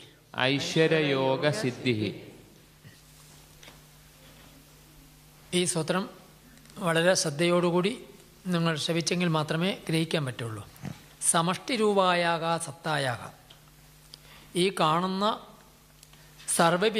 വ്യാപകമായി നിൽക്കുന്ന ഈ ബ്രഹ്മാണ്ടത്തെയാണ് സമഷ്ടി രൂപം കൊണ്ട് ഉദ്ദേശിക്കുന്നത്. സമഷ്ടി പറഞ്ഞാൽ വിശാലമായത്, വിശ്വവ്യാപകമായത്. വിശ്വവ്യാപകമായ ഈ പ്രപഞ്ചം, ആ പ്രപഞ്ചത്തിന് കാരണമായത് എന്താണ്? പ്രപഞ്ചമുണ്ട്, സമസ്ത ജീവജാലങ്ങളുണ്ട്, മനുഷ്യനുണ്ട്. ഇതിന് എല്ലാറ്റിനും കാരണമായത് ഏതോ അതിനാണ് സത്ത എന്നുള്ള പദം കൊണ്ട് ഇവിടെ ഉദ്ദേശിക്കുന്നത്. സമഷ്ടിരൂപായാഹ സത്തായാഹ. So you have to listen carefully. And samashtirupayaha sattayaha. Samashti means the cosmic, the universal, and it is the totality. So samashtirupayaha sattayaha. Satta means the essence or the source or the core or the center. So like our body has got a center inside, like the center of the entire creation, that is samashtirupayaha sattayaha. Quindi ascoltiamo con attenzione per cercare di capire. Samaste significa cosmico, universale, totalità. L'altra parola, che non so ripetere, significa essenza, nucleo, che il nostro corpo ha un nucleo come lo ha l'intero universo. അപ്പോൾ സമഷ്ടി രൂപം എന്ന് പറഞ്ഞത് ഈ കാണുന്ന ബ്രഹ്മാണ്ടത്തിലുള്ള സമഷ്ടി, നമ്മളെയും ഈ പ്രപഞ്ചത്തെയും യോജിപ്പിക്കുന്നതാണ് സത്ത. ആ സത്തയിൽ നിന്നിട്ടാണ് ഈ കാണുന്ന ബ്രഹ്മാണ്ടത്തിലുള്ള ഈ ജഗത്തുണ്ടായിരിക്കുന്നത്. അതിന് സത്ത എന്നാണ് നാമധേയം പറയുന്നത്. അതിൻ്റെ മധ്യത്തിൽ സ്ഥിതി ചെയ്ത് 3 ധർമ്മങ്ങൾ അനുഷ്ഠിക്കേണ്ടതാണ്. എങ്ങനെയാണ് നമ്മൾ അതിൻ്റെ അതിൻ്റെ മധ്യത്തിൽ സ്ഥിതി ചെയ്യുക? ഉദാഹരണം, ഒരു സത്തയുണ്ട്, നമ്മൾ കാണുന്ന പ്രപഞ്ചമുണ്ട്, നമ്മുടെ അതിൽ പ്രതിഫലിക്കുന്ന നാം ഒരു വ്യക്തിയുണ്ട്. അതേപോലെ തന്നെ നമ്മൾക്ക് ശരീരമുണ്ട്, പ്രാണനുണ്ട്, മനസ്സുണ്ട്. അതിന് ആധാരമായിരിക്കുന്ന ഏതോ ഒരു അദൃശ്യ സാന്നിധ്യം സത്തായി നിലനിൽക്കുന്നുമുണ്ട്.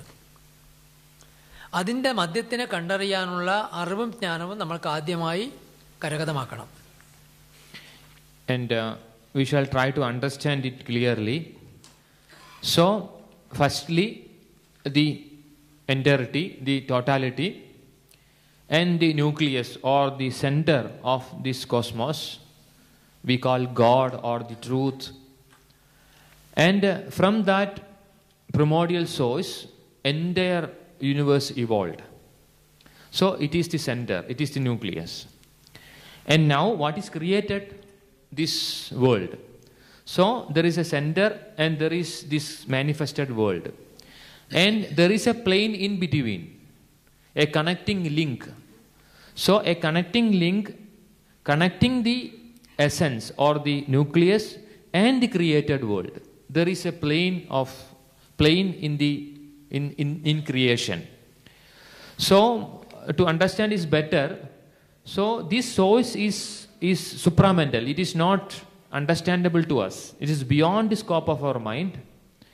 And world is our experience. And there is a plane in between which connect the supramental source of truth and the manifested world. So this plane is there, a plane of consciousness. And now you take the case of an individual. So in the case of an individual, of course, there is a source, a primordial source from which everything evolved, and this person also evolved. So they see the source.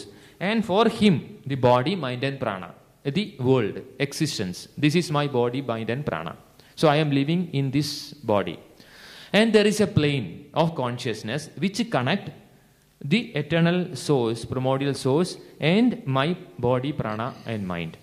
So this plane is referred here. Connecting plane. Allora, dobbiamo farci un'immagine complessiva. Dobbiamo vedere l'universo, il suo centro da cui tutto emana e scaturisce. Sarebbe la sorgente primordiale, così possiamo dire. E poi c'è il mondo manifesto, il mondo che si è manifestato a partire da questa sorgente. C'è anche però un piano di coscienza che collega l'uno all'altro. E questo piano di coscienza esiste anche nell'uomo. C'è un piano di coscienza, c'è una posizione coscienziale che collega il sopramentale con il mondo dell'esperienza che viviamo nei nostri tre corpi. Quindi l'individuo ha una parte di sé che viene dalla sorgente, che è la sorgente praticamente, che è l'anima, no? E poi ha i tre corpi che vivono sul piano materiale.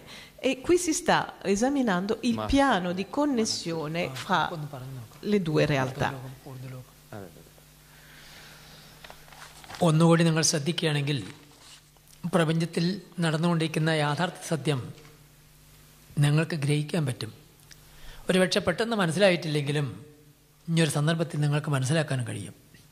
അതായത് മനുഷ്യൻ നിൽക്കുന്നത് എവിടെയാണെന്ന് നോക്കണം. ഭൂമണ്ഡലത്തിൽ.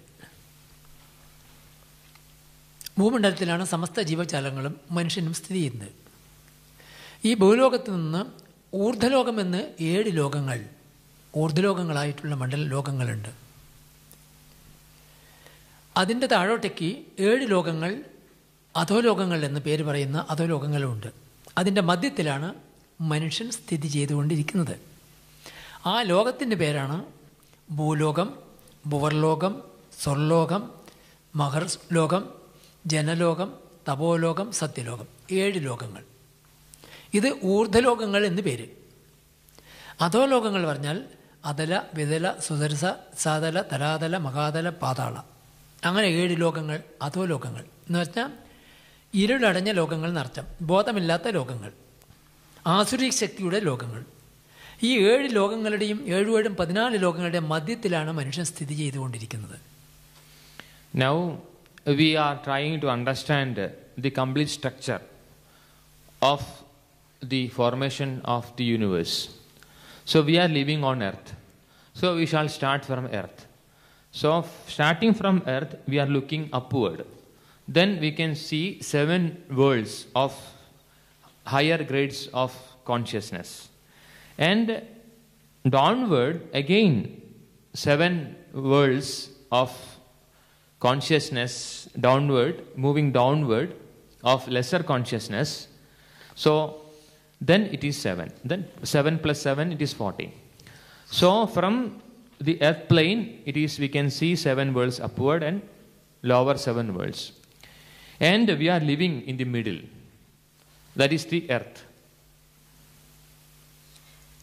Allora, cerchiamo di esaminare la struttura dell'universo e cominciamo dalla Terra sulla quale stiamo.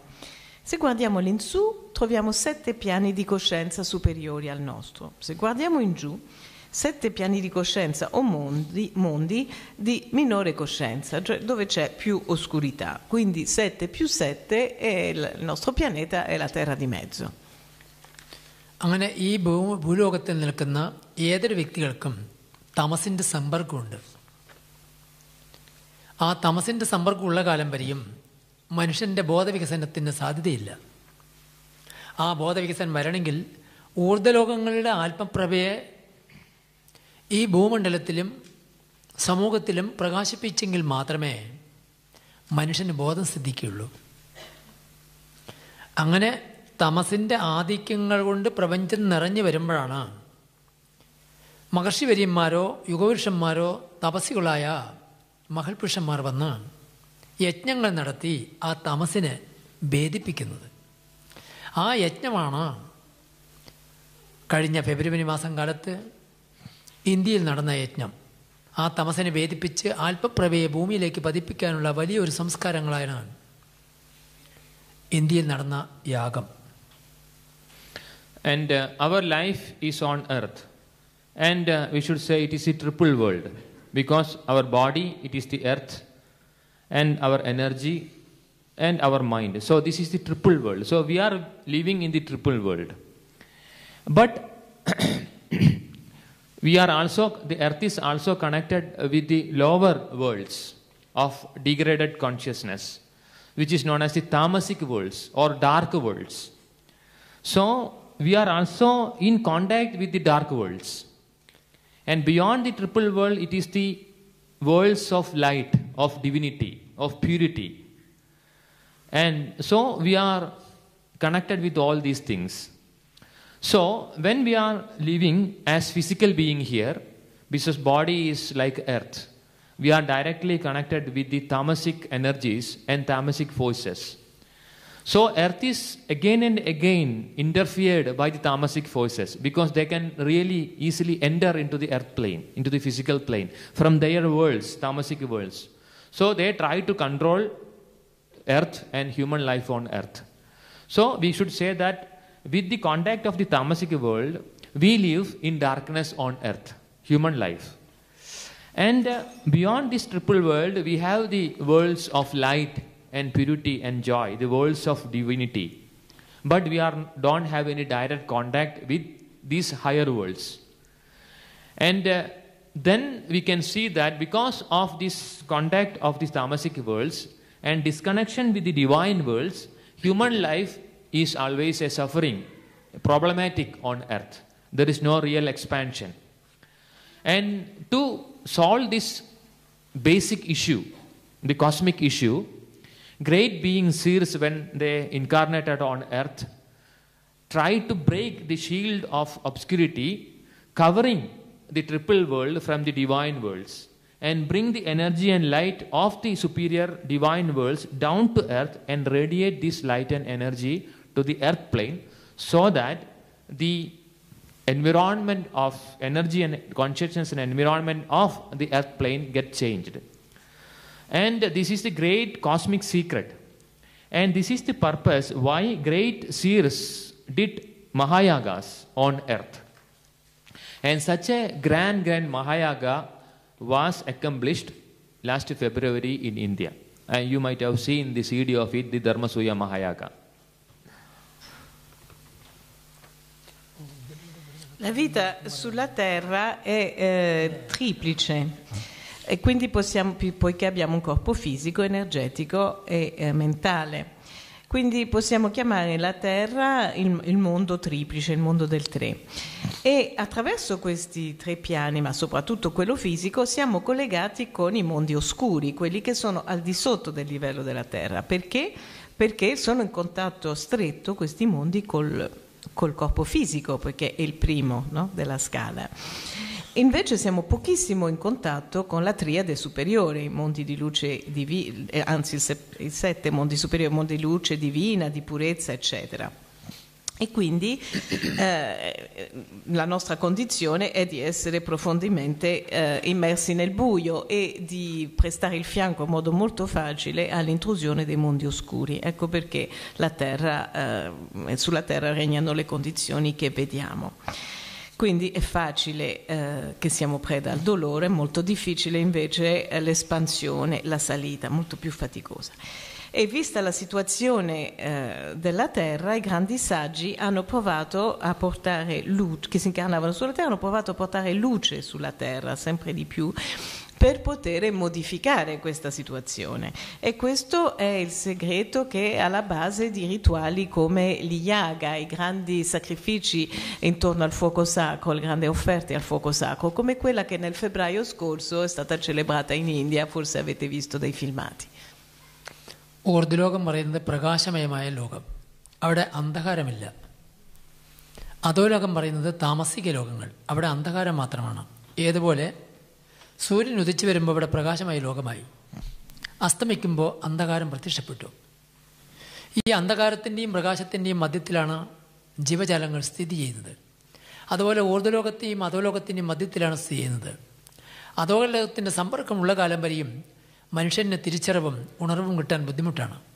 അതിൽ നിന്ന് മോചിക്കാനുള്ള വലിയൊരു സംസ്കാരം ആണ് വൈദിക ഋഷികൾ മാനവലോകത്തിന് നൽകപ്പെട്ടത്. അന്ധകാരം ബാധിക്കാതിരിക്കാനുള്ള ജീവിത രീതികളും ധാർമ്മിക മൂല്യങ്ങളും നമ്മുടെ നാട്ടിൽ ഇന്നും ശാസ്ത്രങ്ങളിൽ നിലനിന്ന് വരുന്നു. എങ്കിലും അത് മനുഷ്യലോകത്തേക്ക് കടന്നു വന്നിട്ടില്ല. ആ മനുഷ്യലോകത്തേക്ക് കടന്നു വരാനുള്ള സാഹചര്യങ്ങൾ ഇനിമേലുള്ള കാലങ്ങൾ വന്നുകൊണ്ടിരിക്കുകയാണ്.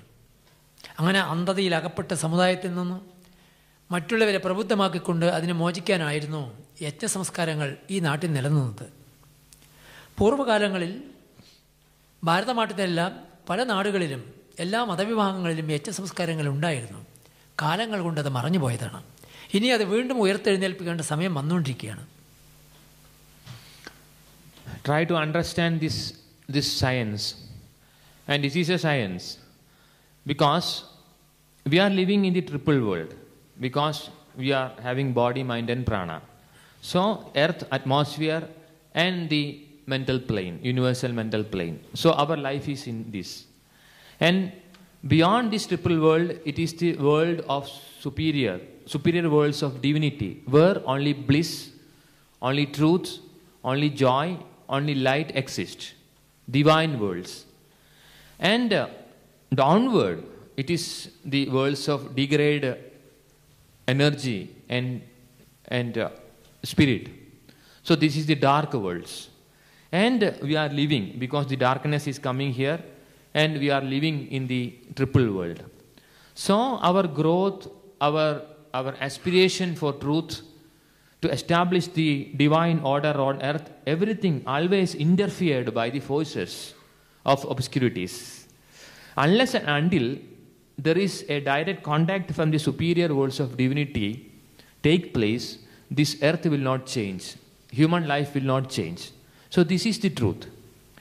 Now, knowing this truth, when higher divine beings incarnated on earth, they did such grand processes, the great Mahayaga in sacred fire, to remove these obscurities. It is like a great field of blocking field of energies, removing these blocks, and with their willpower bringing this energy and light down to earth, and distribute this energy into human souls, to atmosphere, to earth, so that the consciousness and life elevated at the earth plane.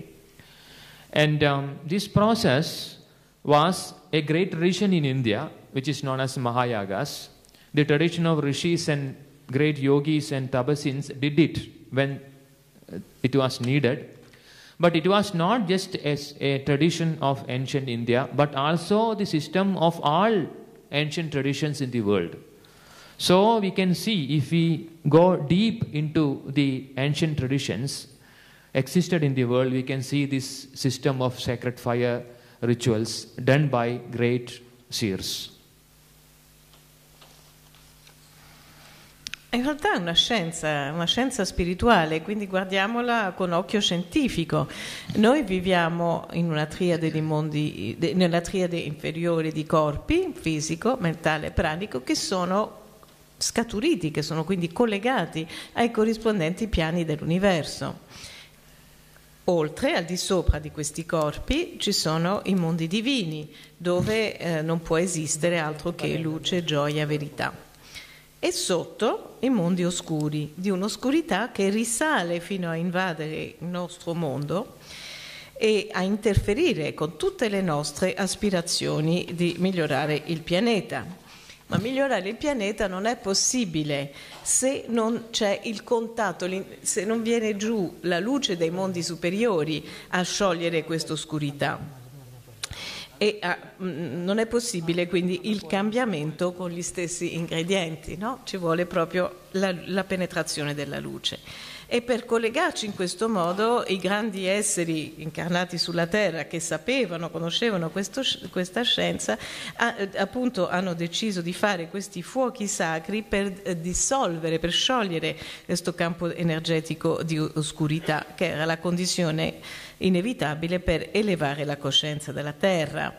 Quindi rishi, grandi yogi, grandi asceti facevano questi mahayaga, queste offerte al fuoco sacro, ma non solo in India, in realtà in tutto il mondo nell'antichità venivano fatti simili offerte. താമസിക ജലങ്ങളിലകപ്പെട്ട മാനവലോകത്തിന് തിരിച്ചറിവ് നഷ്ടപ്പെടുന്നതോടുകൂടി സമൂഹത്തിൻ്റെ ധർമ്മം ക്ഷയിക്കുമ്പോൾ അധർമ്മശക്തികൾ വന്ന് കീഴടക്കും. അധർമ്മശക്തികൾ വന്ന് കീഴടക്കുമ്പോഴാണ് യുദ്ധങ്ങളും മത്സരങ്ങളും അക്രമങ്ങളും ലോകത്തിൽ സാധാരണ വന്നുകൊണ്ടിരിക്കുന്നത്. അതിനെ മോചിക്കാൻ ആര് പ്രവർത്തിച്ചാലും നടക്കില്ല. മനുഷ്യലോകത്തിൻ്റെ കൂട്ടായ്മയും ശുഭപ്രതീക്ഷയും യജ്ഞ സംസ്കാരങ്ങളും ഒരു മഹത്പുരുഷൻ്റെ സാന്നിധ്യം കൂടി യോജിച്ച് ലോകത്തിൽ ഇന്നത് ഉണ്ടാവണം എന്ന് ഇച്ഛിക്കുമ്പോൾ മാത്രമേ അത് സാഫല്യമാകുള്ളൂ. യജ്ഞം നടത്തിയാലും അതുപോലെ ജീവിക്കുന്ന ഒരു വലിയൊരു സമുദായം നാട്ടിലുണ്ടെങ്കിൽ ലോകത്തിനുടനീളം മാറ്റങ്ങൾ പ്രത്യക്ഷപ്പെടും. അതിന് സംശയം വേണ്ട. അതിൻ്റെ തെളിവുകൾ ഭാരതനാട്ടിൽ നടന്ന യാഗത്തിന് ശേഷം ധാരാളം ആൾക്കാർ ആ തരത്തിലുള്ള ജീവിക്കാൻ തയ്യാറായിരിക്കുകയാണ്. അതുകൊണ്ട് നാട്ടിന് നന്മ പ്രതീക്ഷിക്കാം, സംശയം വേണ്ട. And the success of human life depends upon the connection with the inner light. So if there is no inner light shining in us, we cannot go in the right way. Because the human life should be guided by right discrimination, discernment. So right discernment is a connection with the inner light. If there is no inner light, you cannot have right discernment in life. And when there is no inner light and there is no right discernment in life, it is very easy for the negative forces, tamasic forces, to enter into human life, to human mind, human system, and control human mind. So then the human system will become a unit of a negative force. Now today in the world you can see that there are a lot of problems existing in the world. There are a lot of wars, fighting, conflicts, etc. And we are trying from our side to settle these issues permanently, but it will not happen. It will never happen, because this is done by the tamasic forces, negative forces. And we have no inner light inside, discernment inside to tackle the issue. And without this power of light inside, you cannot tackle the issue. So this is the truth. So, but we can solve the issue if we have the right remedy to solve the issue. So that is why a connection is required. Because we have to be connected by the superior worlds of divinity, and the light should descend to earth, to human souls. And this light should diffuse in our life, in our activities, in our aspirations. and this light cannot be touched by the negative forces, then the abode of the divine, the kingdom of God will be established, accomplished on earth, and the divine life will be accomplished. And now, as far as the practical aspect is concerned, for example, the Mahayaga is a grand process for this, in this aspect. And in the Mahayaga, how it takes place? What is the collaboration that is making out this project? So, at the center, there should be a person who can connect, who is having the spiritual power to connect, to break the shields of obscurities, who we call the divine being, or a great tapasin, or a great yogi, or a great instrument deputed by the divine truth, should be in the center. And a society, a dharmic society, to support him or support that person, and to receive this light and diffuse this light to humanity. So, a strong dharmic group or society. And the aspiration of the people, yes, the world should change, the life should change, the positive transformation should take place, this inner aspiration. So, the right person, the dharmic group, and right positive aspiration of the people combined together can do the work.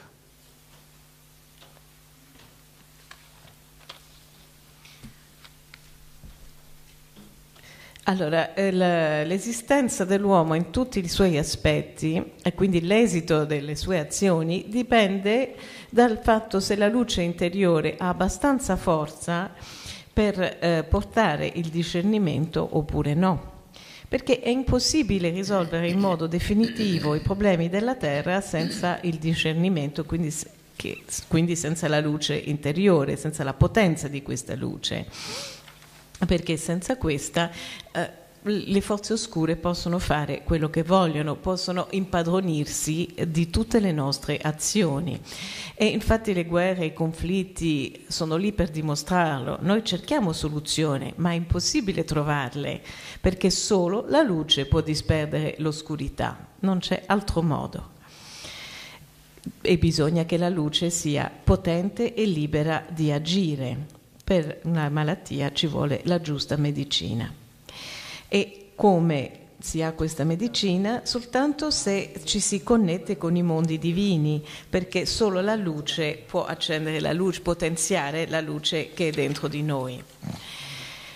Quando la luce dentro di noi viene potenziata, l'oscurità non può più fare niente. Ed è così che viene il regno, venga il tuo regno, no? Sulla terra. E che si realizza lo scopo della vita umana. Allora, perché questi Mahayaga, questi grandi rituali al fuoco sacro? E come funzionavano? Al centro ci doveva essere un essere divino o un grande asceta, un essere deputato dalla sorgente che avesse abbastanza potenza spirituale per poter svolgere il rituale in modo efficace. Poi ci voleva e ci vuole un forte gruppo dharmico, cioè un gruppo di persone che abbiano il giusto atteggiamento, e questo gruppo deve avere poi il giusto intento.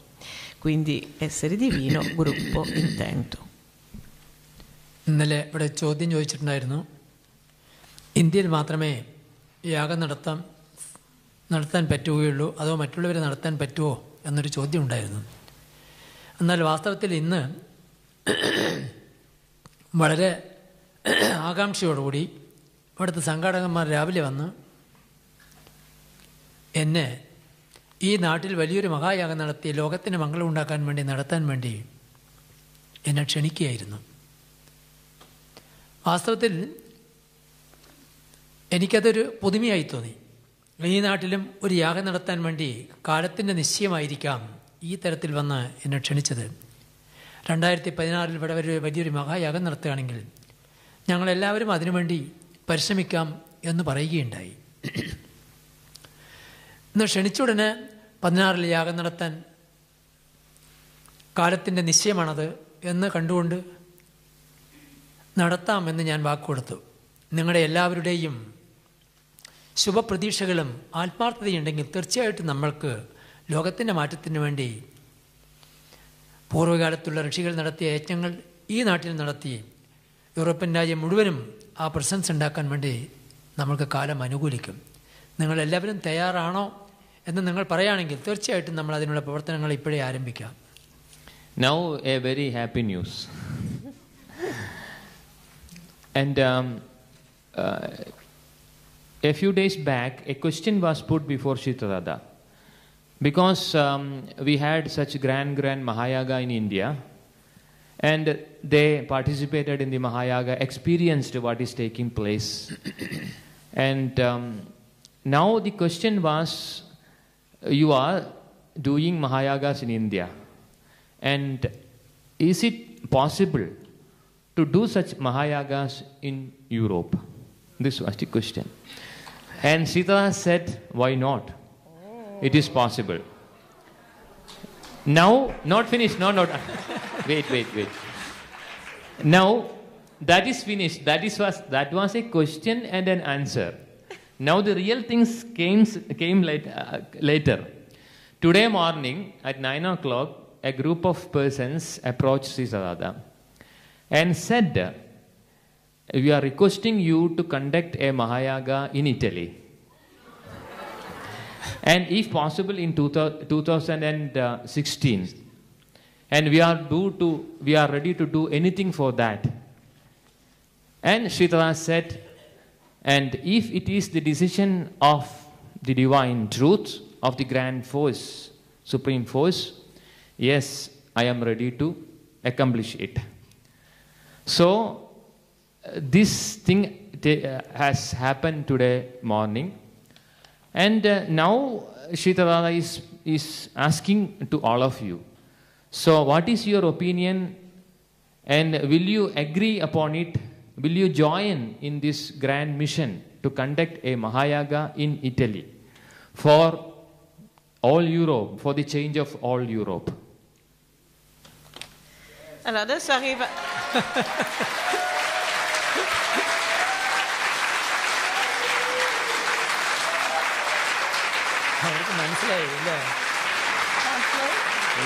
Allora, per chi non conoscesse l'inglese o non avesse capito intuitivamente, c'è una buona notizia. Alcuni giorni fa hanno chiesto a Sri Tathata, gente che aveva fatto l'esperienza potente del Mahayaga, se solo in India si potessero fare Mahayaga e se si potessero fare in Europa. Sri Tathata ha risposto perché no, ma era solo una domanda e una risposta.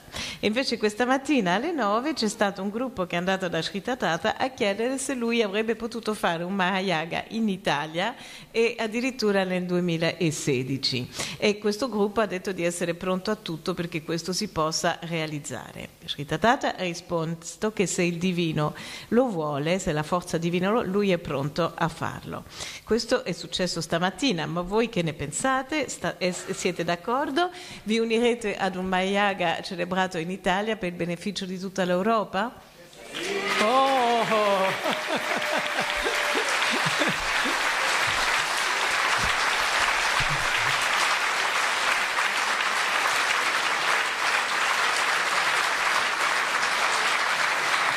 ഇവരുടെ എല്ലാവരുടെയും അനുവാദത്തോടുകൂടിയിട്ടാണ് അതിൻ്റെ പ്രവർത്തനം ആരംഭിക്കാൻ പോകുന്നത്. So, if we are starting the activity, it will be started with the permission and involvement of all of you. Se cominciamo questo progetto sarà cominciato con l'accordo, il permesso di voi tutti. Ok?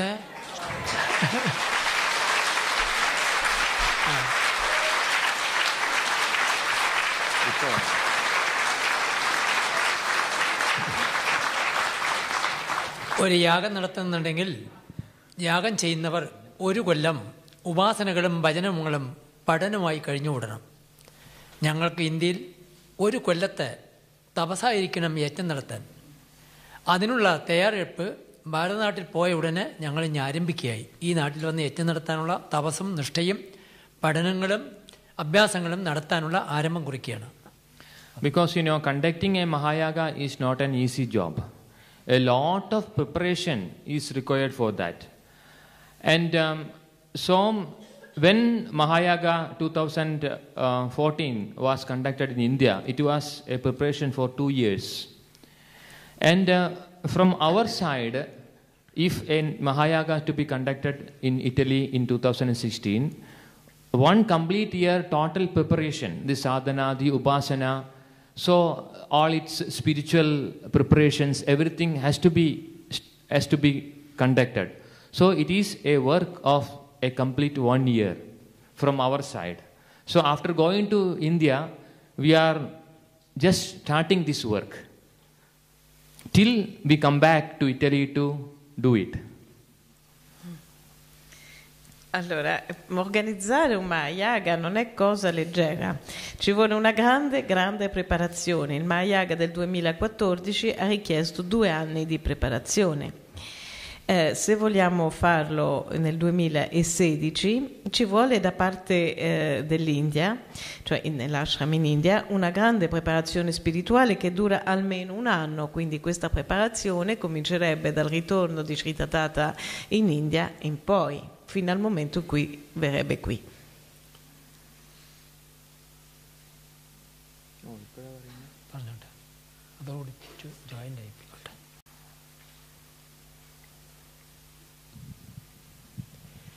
C'è veramente molto poco da aggiungere, è stata una grande benedizione per tutti noi avere la concessione di un Dharmasuya Mahayaga per la prima volta fuori dall'India, quindi e addirittura nel nostro paese. Chiaramente non apparterrà né al nostro paese né al luogo in cui si svolgerà e tantomeno a un singolo gruppo di persone, ma sarà veramente per il beneficio di tutta l'umanità e di tutto il mondo, e quindi tutti sono invitati fin da ora a prendervi parte.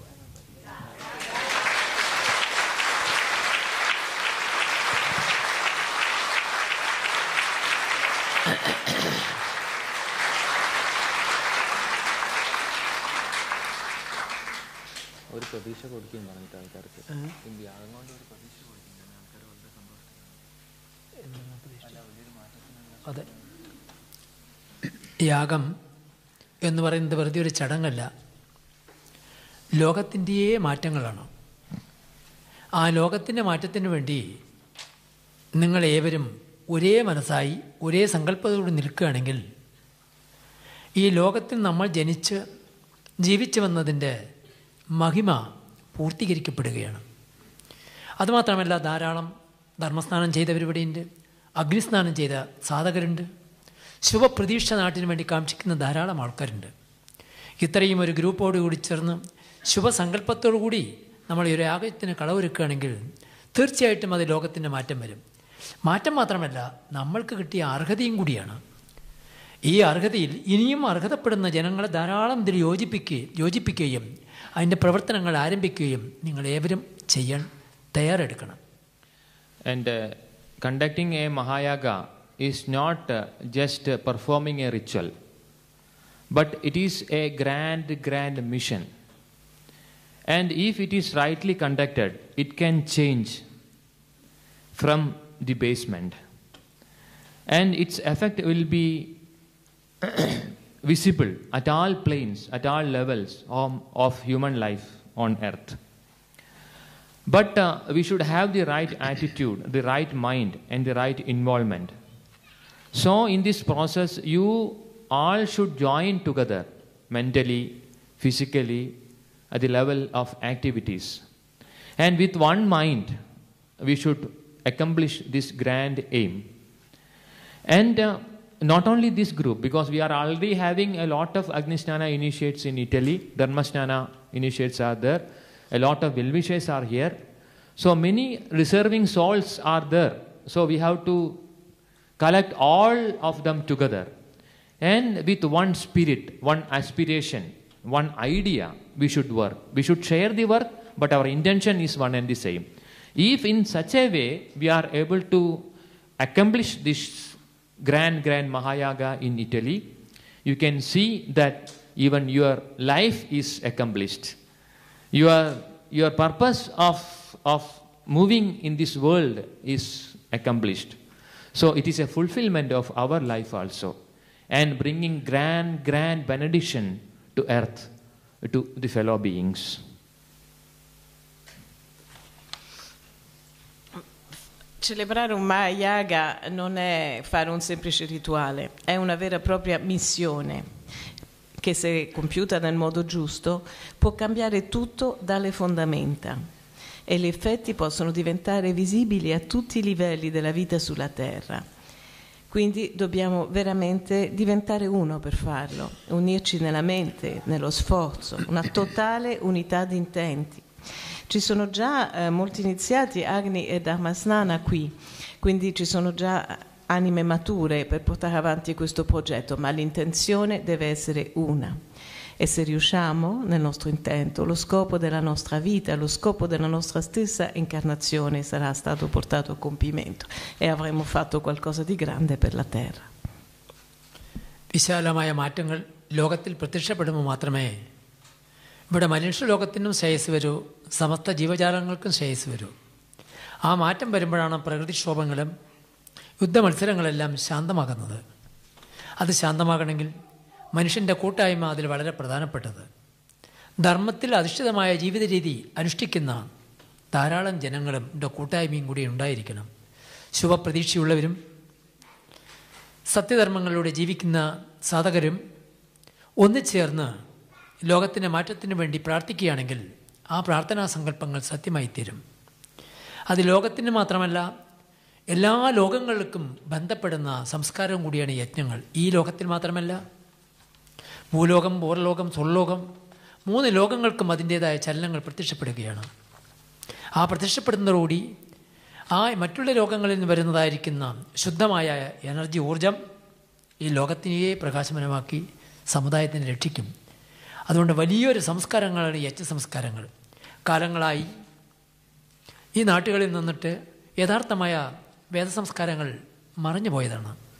ഇനി വരുന്ന കാലത്ത് വേദസംസ്കാരങ്ങൾ ലോകം മുഴുവനും ഉടലെടുക്കും. ഇന്ത്യയിലുണ്ടെങ്കിലും ഇന്ത്യയിലുള്ളത് തന്നെയാണ് എല്ലാ ലോകത്തിലുമുള്ളത്. സൂര്യൻ എല്ലാവിടെയും പ്രകാശിക്കുന്നതാണല്ലോ. സൂര്യ ഊർജം ഇന്ത്യയിലോ അല്ലെങ്കിൽ യൂറോപ്പിലോ അല്ലെങ്കിൽ മറ്റുള്ളവരെയല്ല, എല്ലാവിടെയും ഉള്ള പോലെയാണ്. വേദസംസ്കാരങ്ങൾ ലോകത്തിലുടനീളം സമസ്ത കോടി ജീവജാലങ്ങൾക്കും, മനുഷ്യൻ അതിനെ ആശ്രയിച്ച് ജീവജാലങ്ങളെയും പോഷിപ്പിക്കുന്ന കർത്തവ്യങ്ങൾ മനുഷ്യൻ വിധിക്കപ്പെട്ടിരിക്കുകയാണ്. അതിനുവേണ്ടിയാണ് ഈ മഹായാഗങ്ങളും യജ്ഞങ്ങളും നടക്കുന്നത്. ഇനി ഞാൻ അടുത്ത കുറി വരുന്ന സമയത്ത് യജ്ഞത്തിൻ്റെ എല്ലാ വിശദവിവരണങ്ങളും നിങ്ങൾക്ക് ഞാൻ പറഞ്ഞ് മനസ്സിലാക്കി തരാം. And such a Mahayaga will bring greater changes directly into our life, and it has got very direct effect in the triple world. Triple world in the sense where human life exists, that is this earth plane and the atmospheric plane and the cosmic mental plane. This is the triple world where our body, mind and energies exist. So all these 3 worlds will be affected greatly by the energy of the Mahayaga. And so what is most important is our collaboration of human beings, and also the involvement of the dharmic group, dharmic society, because there should be at least a good group who are already living according to the higher principle of truth, the dharmic society, and the people who are aspiring positive changes on earth. So when all come together, we can see that it is bringing the tremendous transformation as far as the life on earth is concerned. Because today more sufferings are coming. You know, more and more confused diseases, maladies are invented, is coming, affecting human life, and wars are increasing. The future of earth is again and again threatened for many reasons. So this is the high time that we all should join together to bring the greater changes on earth. So it is a grand occasion towards that positive end. And this civilization, the Vedic civilization, is our common heritage. It is not just the heritage of India, because Vedic civilization is the fundamental ancient civilization of all humanity. And this civilization has spread into the whole world, even the ancient times. So you can see when you go deep into the ancient traditions, everything is similar. Because they believed in the common truth, in the same truth. Even the rituals, their life have some uniform things. So even the sacred rituals, in sacred fire, rituals on sacred fire was common in the ancient times.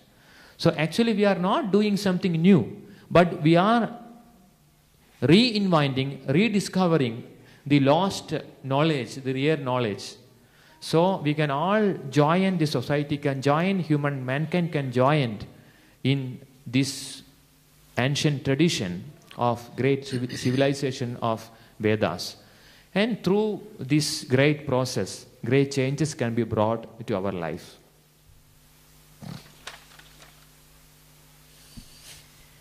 Il Mahayaga i Mahayaga possono portare così grandi cambiamenti nella vita degli esseri umani e grandi effetti nei tre mondi in cui vive l'uomo, cioè il piano fisico, il mondo pranico, il mondo mentale o astrale. E perché questo quindi che si ripercuoterebbero poi, no, sui rispettivi veicoli dell'uomo. Ma perché tutti gli effetti positivi ci siano, ci vuole una grande collaborazione fra gli esseri, fra le persone, innanzitutto. Poi ci vuole un gruppo un bel gruppo nutrito che già stia vivendo in modo dharmico. Poi ci vogliono persone numerose che aspirino a veder nascere un mondo migliore, perché vedete bene che sul pianeta sono in aumento guerra, malattie, catastrofi di ogni tipo, è veramente in pericolo l'avvenire dell'uomo, quindi sarebbe un'occasione veramente preziosa e determinante di unirci per appunto aiutare il pianeta. E la civiltà vedica è patrimonio comune dell'umanità. Quella vedica, che risale alla notte dei tempi, è la madre di tutte le tradizioni. Abbiamo detto che si ritrovano fuochi sacri in tutte le tradizioni, quindi non si tratterebbe di inventare qualcosa di nuovo, ma di riscoprire una conoscenza vera che ci appartiene e che è stata perduta, una conoscenza che può riunire tutti gli uomini.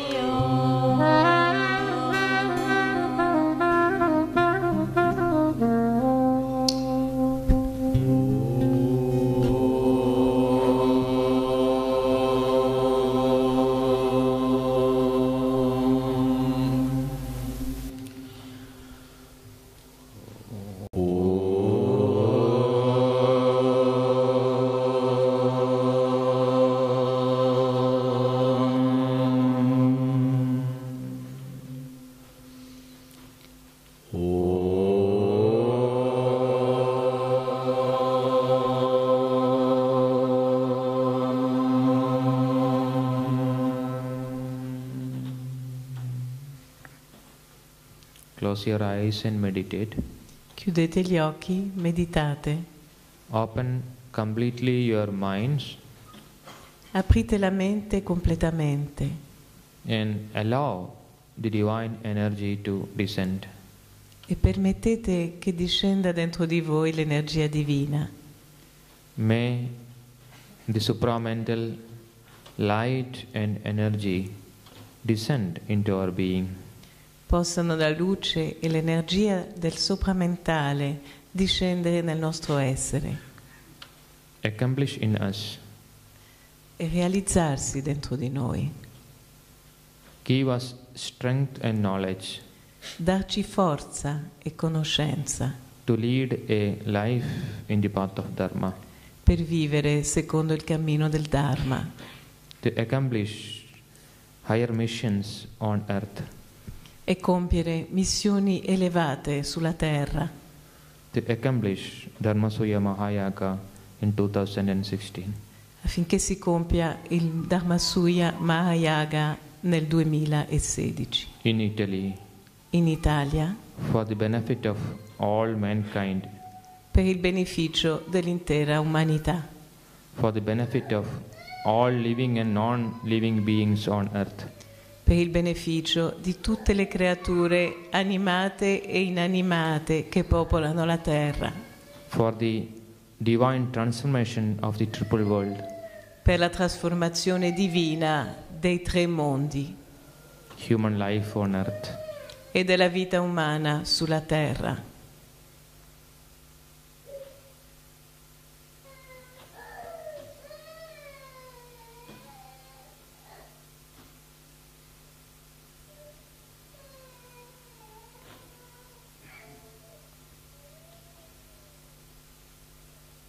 Shanti mantra.